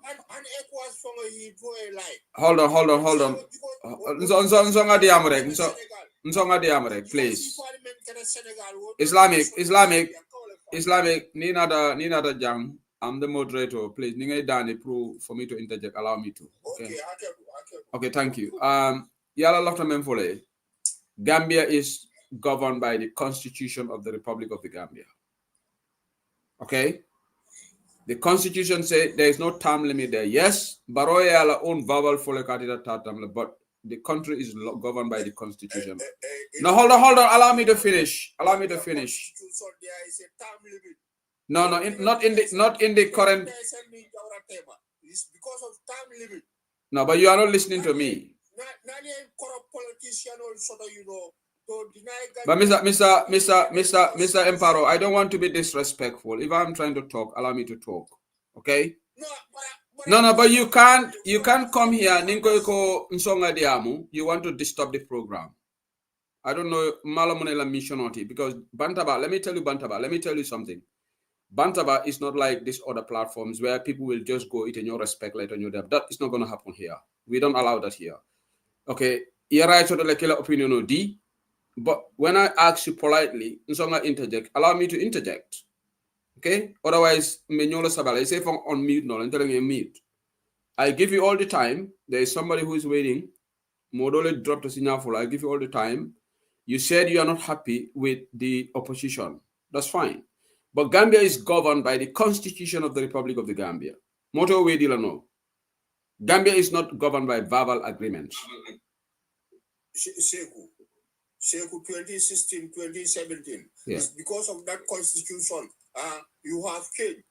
Yamoy. And wuli man ale sino bula man ale diam kesang bula man. Who haven't been to school to read and write. Muna constitution, new constitution of a million from spend. No.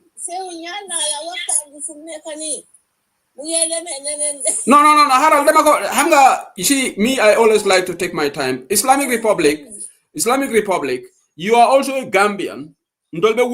What stops you pretend for a wuli yet falling rock a Gambia? Aren't you a Gambian? Aren't you a Muslim? You can also go. No, hold on. You're speaking your point. You guys are told have to blame all like a blow chori modola. You have to blame yourself as well. You have to do self-accountability for yourself. You are a citizen. You can get up. You don't play nola. Yet at Gambia, you can mobilize people to say we should, but also respect the constitution. You can go and form a group to say, but also respect the third term. Munete stop working out. What stops you from doing that? But you sit in your comfort zone in London blaming other people. Why can't you blame yourself? Okay, I'm done. Thank you.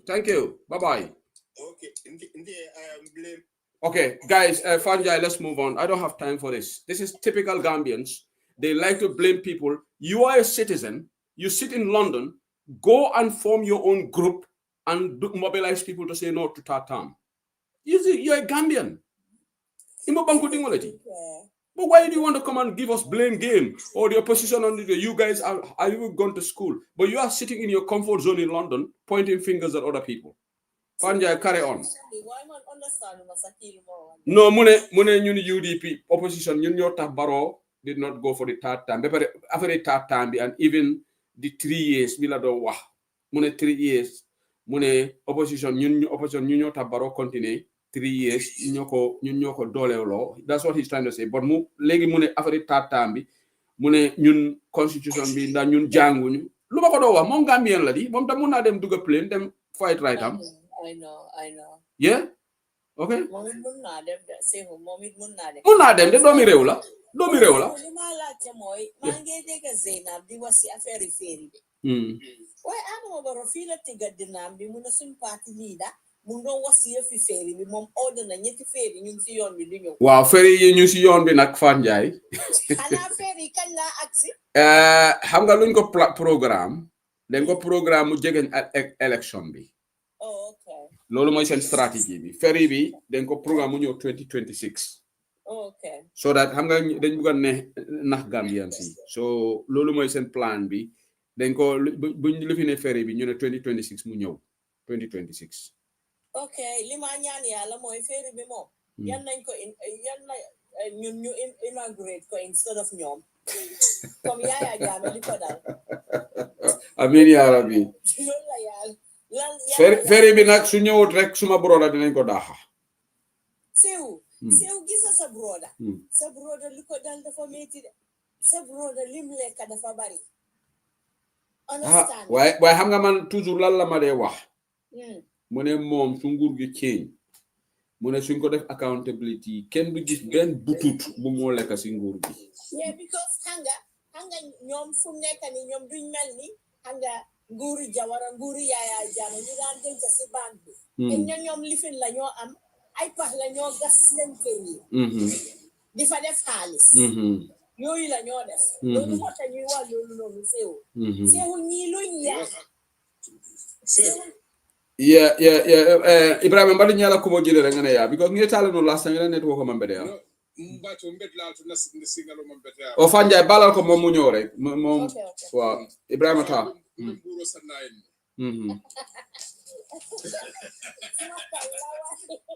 wa yen jobe ni ak njaaye ni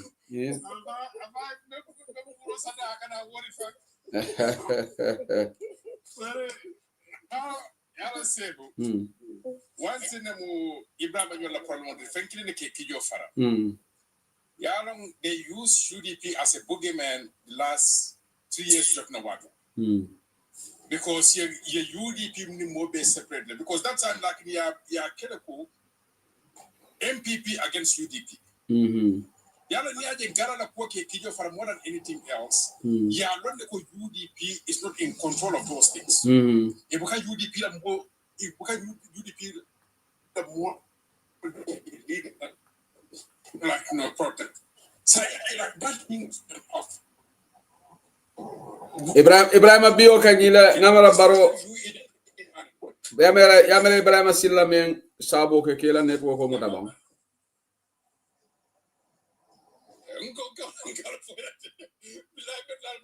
But it's good now. You're good now. Better time. So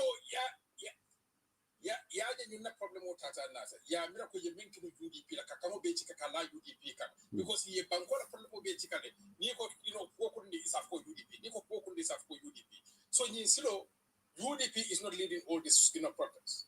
UDP because UDP kan mo je me yalo ko sako afaraman sata abe ko nyako. Because yimbe mo be yalo ko banko be la corruption o yimbe or fight ka. So we be like to be come chika no la kan chika kala UDP ka. They cannot do that. So what they can do, what I'm like, just to play, throw this blame game hand, you'll find me think like ten. But you go, ni e finti ya jubi. Bibi la but I'm be Gambia kono corruption I'm be Gambia kono sai mo bele allo. Men na dindi ngol fata mana fo mu yudi pingol damals. Jamana to men kasar fo mu yudi pingol damals. Honey. So Ibrahim Silla nyula long menke kiyo fara. Ya lo ne membe ye menje they don't like it. And ya lo ne ko sai like no Gambia no be akamuda ko be Gambia. They have one goal. What corruption or the banko nyinga. What happened then be like ibuka no. Ngana demba sabal la ko. Yara demba sabal wo ma fallo. Demba sabal la kino ni mo be Gambia. Ndoni demba sabal. Ndoni be demba sabal nyol no ba. Bonal. Na boda sandambal to boto bonal. Je demba sabal nyol la kintenen billah wala kintenen na dindiya mume. Na man demba sabal je hani dini way abute o bankino o bonal ko ne. Na dindiya mume ko. So demba sabal ne wena ta fanki mole keke de bati jang.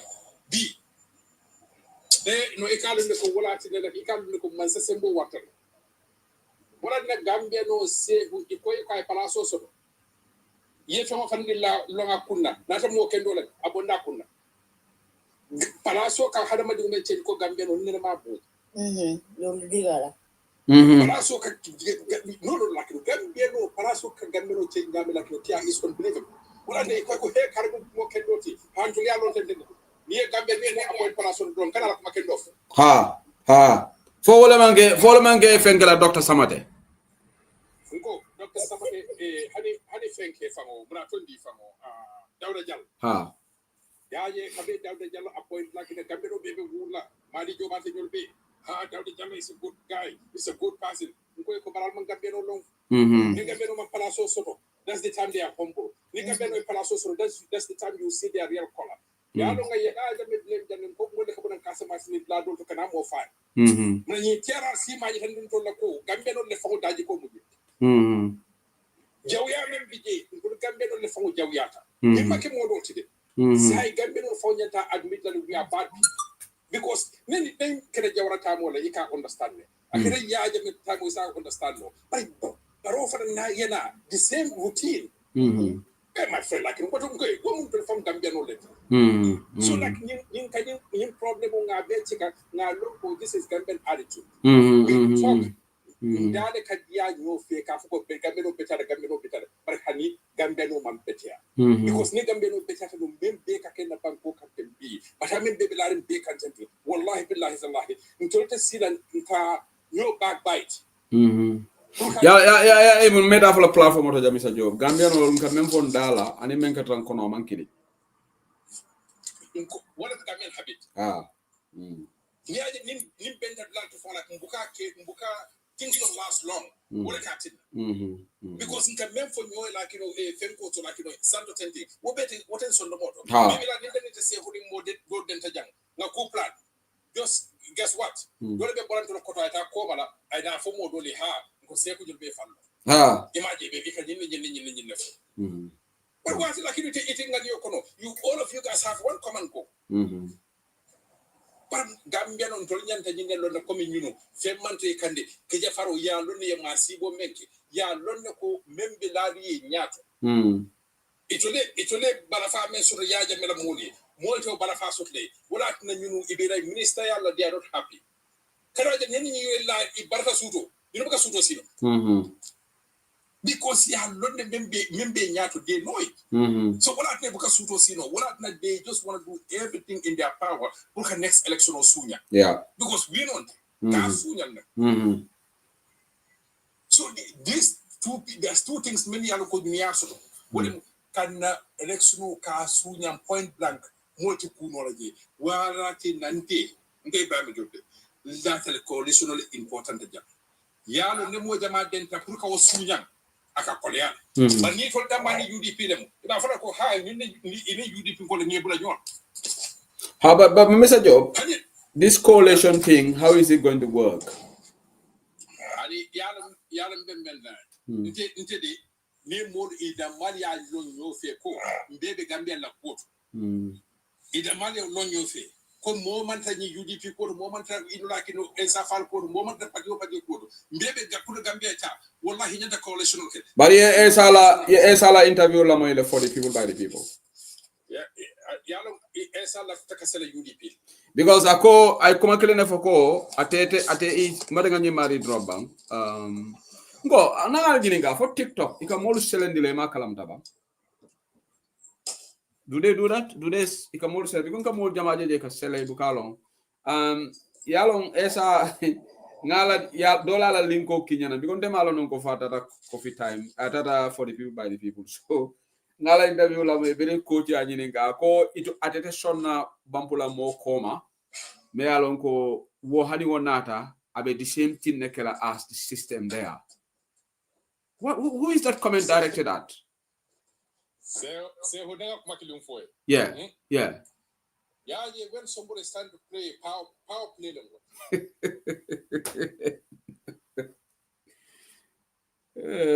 But who among this opposition is going to do exactly like Barrow? Who? Yeah.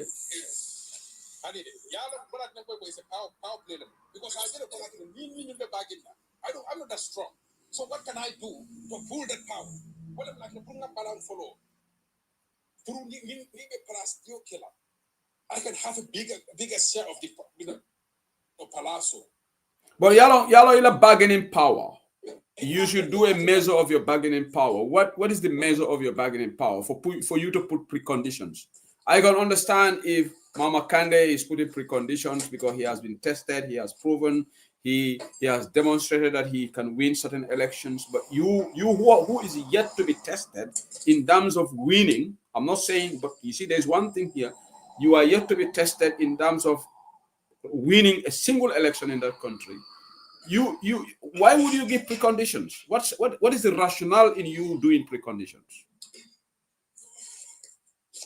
No, the rationale is like no brate okay. At ya miracle wole ba sembo di no latela pour nemol any because yalo ila more me for follow ha ngolde bambula moko.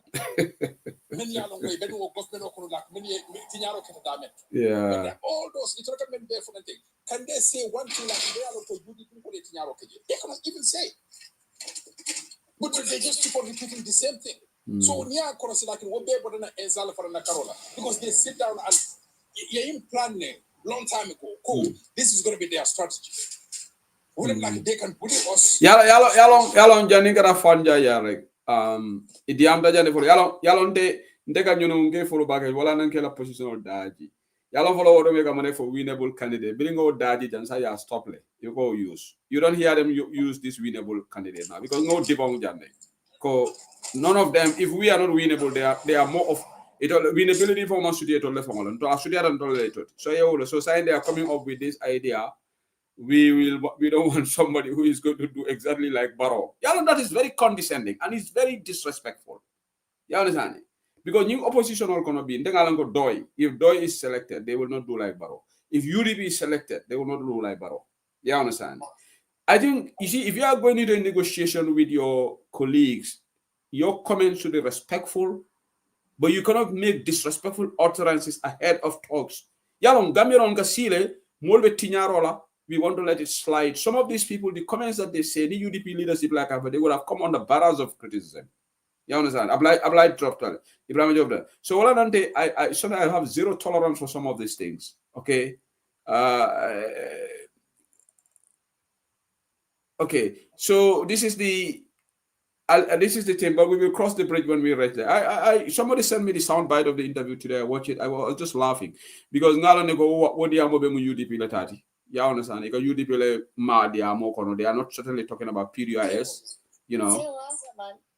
Is a good, you know, why you more. It's a UDP, then you are a topoto and sohla. So can my neck see also Susa? Ngay tek ñaari loxo kenn di tek benn loxo ngeen cialistic loolu amut fen amut soko tolon sen so la gis nga ñi xam nga ñi suñ xamutee lu ñoo def UDP xam nañ lu ñoo def UDP duñ desperate boo xam ne dafa tax harama wàcca kii tamit egg na amut ne yéeg na man xaw ma naka la nit mun a éeg si plateforme te doo xam ne éeg na waa Fat Njie balal ma I know. Okay, Amy, thank you so much for your comment. You said we have reached 10,000. I think we passed 10,000 a long time on TikTok. Oh, sorry, on YouTube. Yeah, I don't follow the subscribers on TikTok, but thank you. Fanja, sorry to cut you. Go there. Man sa dañ ma dee tuumal fii di. I'm not going to text ne say why do you always like Fat Njie to be talking? It's a Haribbi, it's a NPP Haribbi. Let me text. Say when Fat Njie come here, she's always talking.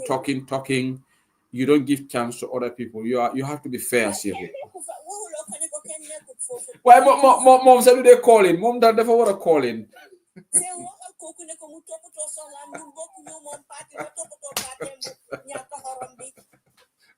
Why he have all of why Ibrahim Silla be nahar na ko de nahari ko gisa Ibrahim Silla ñorut Ibrahim Silla mile Ibrahim Silla ñorut amna keneen kuma wax lolu tey de du yow keneen amna ko ma ne ki ñorut ma ne ko Ibrahim Silla mo la gëna ñor buga dafa buggé rek you know so dafa de ko si gis ko ngi melni balum ñu ñew fouf ñom ñep Fanja bul personal attacks mo brother nak yeah personal attack mo ko way sa brother mo dafa limo wa sa oru ko sewu limo wa mo ko oru Ibrahim Silla limo wa oru ko dafa wax rek ba pare di accuse nit ñi ba pare hanga wax na be fum daanele waxam mooy waaye hanga dugal nañ lu wax boo xam ne ñi dee toog di saaga nit ñi di saaga président yi di saaga président bi loolu du fi ama dugal na fi de waaye ñoom itamit kuñ saaga ñu saaga leen waaw teew loolu moom bi ki dafa naan seewu Adama Barrow jóg saaga suñ parti leader dinañ ko saaga be tufli ko ministre bu jóg saaga suñ parti leader dinañ la saaga be tufli la dem MPP supporter bi na dégg wax boobu noonu Barrow su saagee suñ parti leader dinañ ko saaga be tufli ko te tiga di toju yang ma dégga maa la dégga waxi like parliament luñ pass loolu sax dafa meegut seen sewu yow fuul dëkka nga taana ñeena yi nga ne leen saaga leen ñooñu nga taana ñeena yi nga ne leen bu leen saaga loolu foo ko teg yow yaa gën a nekk Gambia ñooñu waaw loolu yabaate la sax yaa gën a nekk Gambia ñooñu xam nga Barrow moo wérut buggee moo ko teg foofu noonu Ibrahima Silla tamit Ibrahima Silla moom kooku noonu man dama ko dee yéeram sax Ibrahima Silla time boobu noonu su koolee Faatu network Ibrahima Silla dina waxa mun ngaa dem shopping sax ba ñëw Ibrahima Silla mu ngi wax def dee wax benn nelaw si téléphone bi Ibrahima Silla moo toog ba moo wax ne 22 years si struggle Yaya Jammeh kenn déggu leen ñan laa wax si loolu de waxut UDP amal loolu ñan laa wax waaye waxut gaay UDP non foo naa ñeneen ñi la moo tooñ waaye du UDP te du Yankuba Dabo because contribution yi Yankuba Dabo loolu umput kenn Yankuba lu mu def si struggle bi Ibrahima Silla defu ko di I know ba pare ñoom dañ war a xam ne first téléphone bi seen président téye Yankuba Dabo moo ko jënda waaw xam nga Adama Barrow moom pour la duy jërëm ñami daaw tagañi ko toppa seexum gisa man jëfi Adama Barrow su ma ko xalaatee gis nga Adama Barrow su moom su ab fekkee ne góor la su fekkee ne Yankuba Dabo moo ko xeesa moom du xeex Yankuba Dabo sax moom Yankuba Dabo xeexu ko moom mooy dafa xeet Yankuba Dabo xam nga xeet is a big word waaye Adama Barrow dafa xeet Yankuba daf ko xeet waaye dafa war a bàyyi xelam de Yankuba lekkul dërëmam waaye moom lekk na dërëme Yankuba de waaye xam nga ni ku dee fàtte démba waaw mooy Adama Barrow daf dee fàtte démba de Adama Barrow pour bu dee santi ñami jaaw la foofu na loolu ngeen dee wax de olof yi waaw loolu la moom duy gërëm waaw correct nga man ak du gërëm ñami daaw loolu la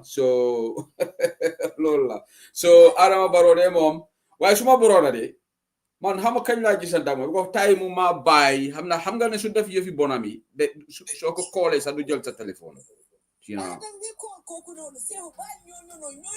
Man, man dama ko dee call wax ko lu nekk su suma géeme bi you know.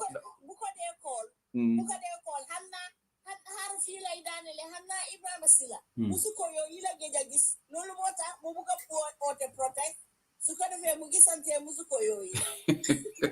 Faja wa xana xamuloo ne dafa am ñaar xana xamuloo. xëy na mu bugg a ñetteel di amuloo si dara di. waaw Ibrahima Sila de moom léegi Ibrahima Sila de moom xanaa léegi soo ko gisee te am na beneen comment loolu da ko dee naxari soo dee compare lu meloon balaa mu nekk lista léegi boobu. because xam nga fii ku fi dof lu ñu fàttali la sa démba Ibrahima Sila nga xam ne taay boobu noonu gémmiñam bi yaa ngi mel ni ku vitamin E xaw ma C xaw ma E Ibrahima dama musa def benn programme bi maa kii Ibrahima Diba ñu doon discuss loolu ndekete loolu def ko naxar semester from Ghana ak ratatooyam Ibrahima dafa amoon ratatooy bi moo jógee Ghana di ñëw yow xanaa doo daan seetlu Ibrahima Ban Njaay yaa ngi tooñ waay Ibrahima Seeku bàyyi ma waay Ibrahima Diba Ibrahima sorry maa ngi wax suma brother sax Ibrahima Sila bu yab nit ñi anga ñun ñoo leen jël sanga leen bay set fekk ni suñ taxawee ba seen kanam yi réyari ko si gis mu ngi mel ni luy fuuf Demba Sabali moom réew laa jaay ñun ñoo ko gën a réew Demba Sabali ñoo ko gën a réew anga Demba Sabali di attaque nit ñi personnel loolu la Demba Sabali waay Fanja ñaari mbir la sa waay moom léegi dafa noppi de kansi dafa xala kwaay de xaw ma lu xew Amat Ba yow seewu ñi hangal fu nekk nii seewu ñi dañ jël ba fu nekk nii ñu ngi xalaat xaw ma ndax xaw ma ruumoo bu ñoxoon ne Mama Kandeh dem na State House depuis boobu rek Amat Ba mu ngi ne teg xaw ma ndax dafa feel threatened ne Mama Kandeh su ñëwee dina ko overshadow am na ñuy wax ne moom moo nekk di dox diggante bi moom moo nekk di dox diggante bi loolu la nit ñi di wax de waaye seewu li si mun di nekk rek yëpp gis nga seewu ñi seen fit yi ñoo toogul seewu ñi dañ yaaxa Gambia de ñi coalition government bi bu ñëwee waa gis nga vidéo du Sano bi mu ngi toog si fas bi la xaw ma noonu seewu dañoo yooyu yëpp gaay ñu ne Gambia yi la ñoo mbaamal ñu jël alali Gambia bi paacoo ko toog ba pare ñu ñoo mbaamal kenn du ko fi nangu bu Sano bu mu gëteel nit ñi waaye seewu fi ma daanelee moom naka yooni Masembe ba loolu gaay projet boobu noonu gaay dañ ko stop di yow tamit bu UDP bi ne Masembe la projet bi dee seewu gis nga MPP Masembe la jéem a dégga waaye bu ma ne nga ñoom dinañ demaat campagne di Masembe de waaye Masembe non gis nga fa ñay man dama gëm waa Kiyam gis nga waa Kiyam laa jila su dëkk bi mel ni Kiyam rek kon élection bi jeex na waaw def leen tij leen waaw waaye Banjul gisuloo Banjul ñoom tamit léegi lifin nañ Banjul moo leen lifin Banjul waaye loolu daf la bett ma loolu bettuma non man sa bettuma loolu def ma waaw jërëjëf Fatou Ndiaye thank you very much yeah good night bye okay badi wolo mina program kumfala jana there is a message that just came through to my phone. I'm going to read that message and then we're going to terminate the program here until we meet again. Kek Sane wrote something on his Facebook. The time this screenshot was taken, say 59 minutes ago, but I think it's way longer than that. Procurement officer Satan B. Homer. That's a procurement officer. Financial controller Fanta Baiseka. Okay, so I think the way he wrote this, he put in bracket procurement officer, comma, but then he put Satan B. Homer in bracket financial controller. I think because Fanta Baiseka is the deputy permanent secretary. Adama Seka, procurement specialist. Sute Joe, procurement officer. Along Khalifa Sal, KMF's proprietor. After their question and release on bail, no further information about the case was provided. I attempted to get information about the case to no avail. When I contacted Health Minister Dr. Lamin Samate in February, he acknowledged the government's awareness of the issue, saying, quote unquote, the ministry has been informed of the irregularities concerning vehicle procurement for the SWEAT project. The government takes the matter very seriously, and the police have begun investigations. It is important to wait for the results before taking further actions, end of quote. Now, more than 8 months later, there is still no indication from the law enforcement officials about the status of the investigation or whether the file has been transferred to prosecution and whether charges will be filed or not. Remember, according to both the internal audit of the ministry and the national audit, $45 million of taxpayers' money was being misappropriated, and for almost a year, there was no information about the alleged scandal. The lack of transparency and the apparent inaction in bringing information about the matter raises serious concerns about the authorities' commitment to tackling corruption and the management of public funds. We will follow up on the investigation. Kek sanale ben kibaro sofeka ako procurement of ako Satang B. Homer, financial controllers, Fanta Bai Seka, deputy permanent secretary, Adama Sekaba, procurement specialist, and in Sute Job, and in alongside Khalifa Fall, and in Memu KMF's la Mariotti. Yenyuno mutale nung, but ye release le on bail. Ako kabir ngo keta, imam kuma moila kuoto. Atara nyininkarola, ay health minister nyininka Dr. Lamin Samate, February karoko no February mentamita. Ako ko tonyalom, ministry be bolu nyin kalama ko ya foyene a tapaleyal menketa concerning vehicle procurement for the SWEAT project. Gambia la tapaleya be mu nyin procurement butu malam bo fo mande kanto nyamen di mase ko na lafita fengolu sanna ka bagasol order ika manze ko la kolota ika nyine for procurement. The government takes the matter. Ako Dr. Samate be diam kan ko ito le nyintale police ye kisikisirol commencer le ako police ako kay ko bari janimbe kukela fo police ye la do ko ke janin kube kala bara ko kari say sign kibare mam moyji ku manke fo ko nyimbe tamba kam police le fo you no charge le or not. Kari say 8 months. This can only happen in Gambia. And nyina na galabe protest kam nyine man di Ibrahima Silla woli ako nyin kibaro lafta men fola Gambino li ako kisiral or internal audit melbe ministry jata kendalo aning national audit ya foko $1 million tanani ni lulu $45 million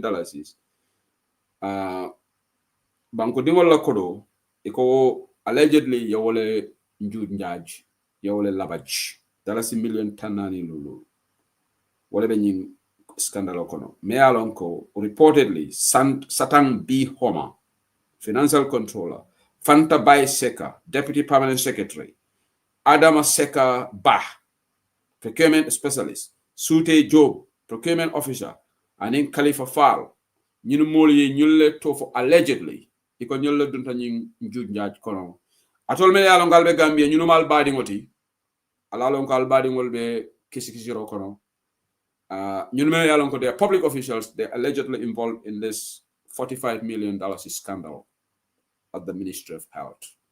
The level of corruption member Ministry of Health is over the top. Ñina nan tol bi jang wala nam ko alngana banko bon di jindin ko kono. This is what the platform should be talking about. Nyanta ñing corruption civil expose la jani metala jang metala ñing coalition diamo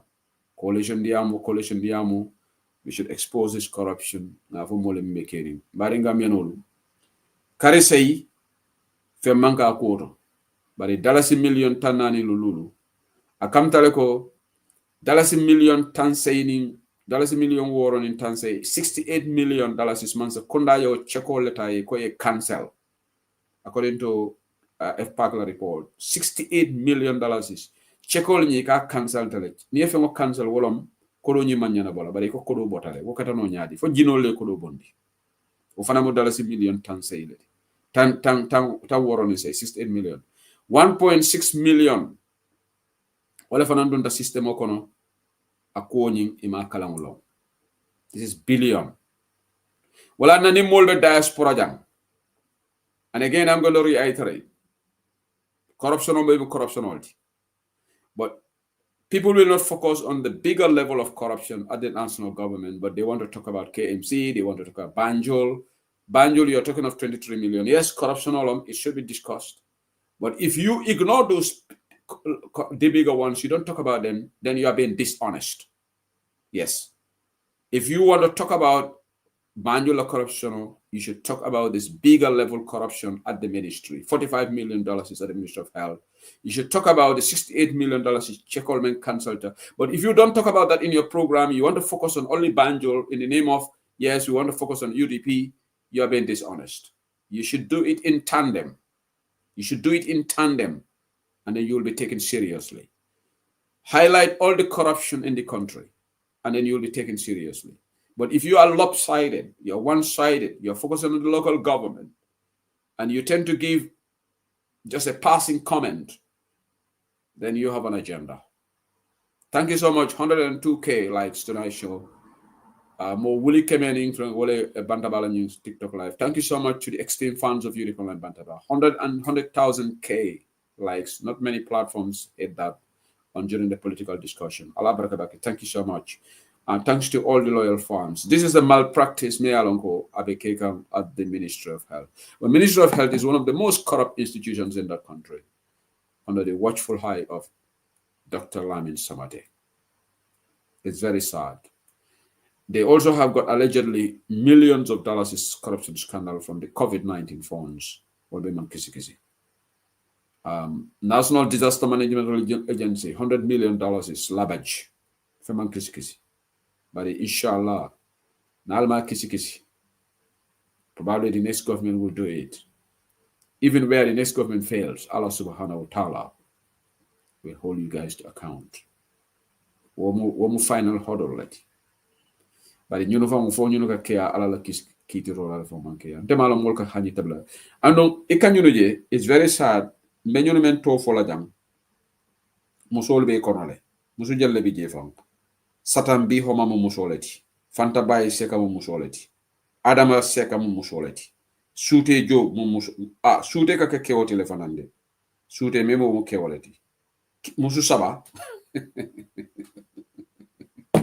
yeah subhanallah ñetti jigéen ñoo nekk ci scandale bi ñaari góor fogna dola ne ka ho tafale ya mu musu yani ke alon wallahi gambio kañ ala nga duwa nyim banko e malon kata madame Sane fela bi jay yar fala requesto bi janni mbata ngate ta madame Sane ni mbara malon fay duntale bang sorry ya fela requesto meta janni sorry no I was just typing to say good night I don't know how I went to ngara TikTok kamol selende le ray di buka kalamta I don't understand, sorry about that. ila BMG moli man na follow.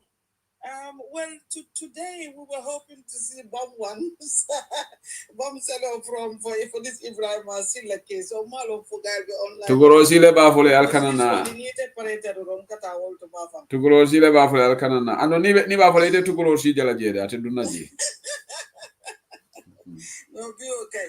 No, Ibrahim Silla okay. You know, Imal on protest. But I come down here. Jumalo graduate kan. I saw a graduation photo. Is it you or your daughter or? No. This was back in 2022. Maybe it's an old one. Okay. It's an old one I uploaded on TikTok. Okay. Yeah, no. Ibrahim Silla, you don't panic. Ma'am Lisa feel like coming up. We will be live shortly, Sister Hadi. Okay. Hadi today. Hadi Sane. Hadi is Sane Balamemo Hadi lady. Yeah. Hadi Land the first name, Chisane is my name, and then my last name came out to a file. Okay, Sane file. Ma'am Lisa ko sambi bina, but it will keep a learning to Europe, gentle be suit back on it. Yeah. nobody will until 1 hour or not because I have to do. Ngalam bibi na rimbamba on kele Ibrahim Silale. Hopefully. Now for the need that na banjul sister ya borlale. Ha bari yalla me megere ndede ni manta ni tukoro si manta je mbida BMG call attack la. Ha wodo BMG is not credible. Wodo mbara me ka kala BMG en amba bala go yalla ga mol hold account mbara me hold to account. Thank you so much. Okay, thank you so much. Thank you. Abaraka. Good night. Thank you so much. Okay, mbari ngala baraka mbe jam ga nyin corruption scandal call so BMG call ko binala ngalon Ibrahim Silla will have another. But I told Ibrahim Silla ko mo for water Ibrahim Silla betala sino la is 10:42 in Gambia right now. Manisa, I don't know Ibrahim Silla betala sino la sai. Memba ya efala aba sirala sofaka abella moeka. But I don't know what that is. What we know about la tete abidi lala. No. Ibrahim Zilla manga bagasi. Ibrahim Zilla la koja. Ndema la ko kam malule billahi. Ni nga nyin ko dol mo Ibrahim Zilla la ko nga fon no ay ka kamale lala. Anu ngalo sa abga me jite call. Amet jite ate call la Ibrahim Zilla. Woduma ka do jite call la dron. Ate ka do jite call la dron bar birin jite nim baro tata tek. Ay jite avoid. Because Silla ne ko ba bayila le. Anyway, ala baraka bakal sita BMG. Mfana mbe BMG ngol la moyla buka mbe jibe la photo cross sibe tar la jere fa man taraji because it était la mol criticize la nin kudo be Ibrahim Silla la karole do participate yalla wo fana is not fair. You understand? You know, so I'm going to keep eye whether Tukrosi is going to join that live or not. Now I'm joined by the BMG Alpha mobile criticize Alman fair and balance. I'll never Tukrosi call out lale. Okay. All right, Alama Sudo Kairosi ala. Allah baraka back. Thank you. Ale fonsaje de.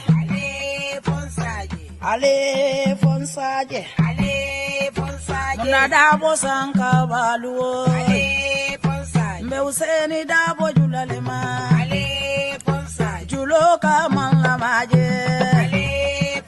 Ni aja manga maje. Suluo simmeneleda. Useni masata.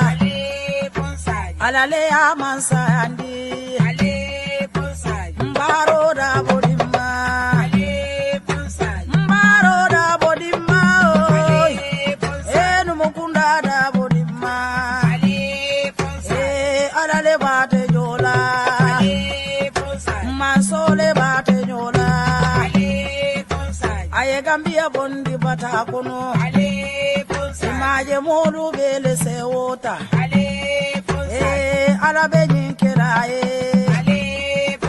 Manso be nyinkela Usen bota nyani dobo. Dobo gae Usen. Anata kombo tumami. London. Melve TikTok. You did the TikTok live has reached 106k likes. It's gone past 100,000. It's 106k live. Thank you so much for watching. On that note, good night from southeast of England. Thank you. Ale fonsaje de.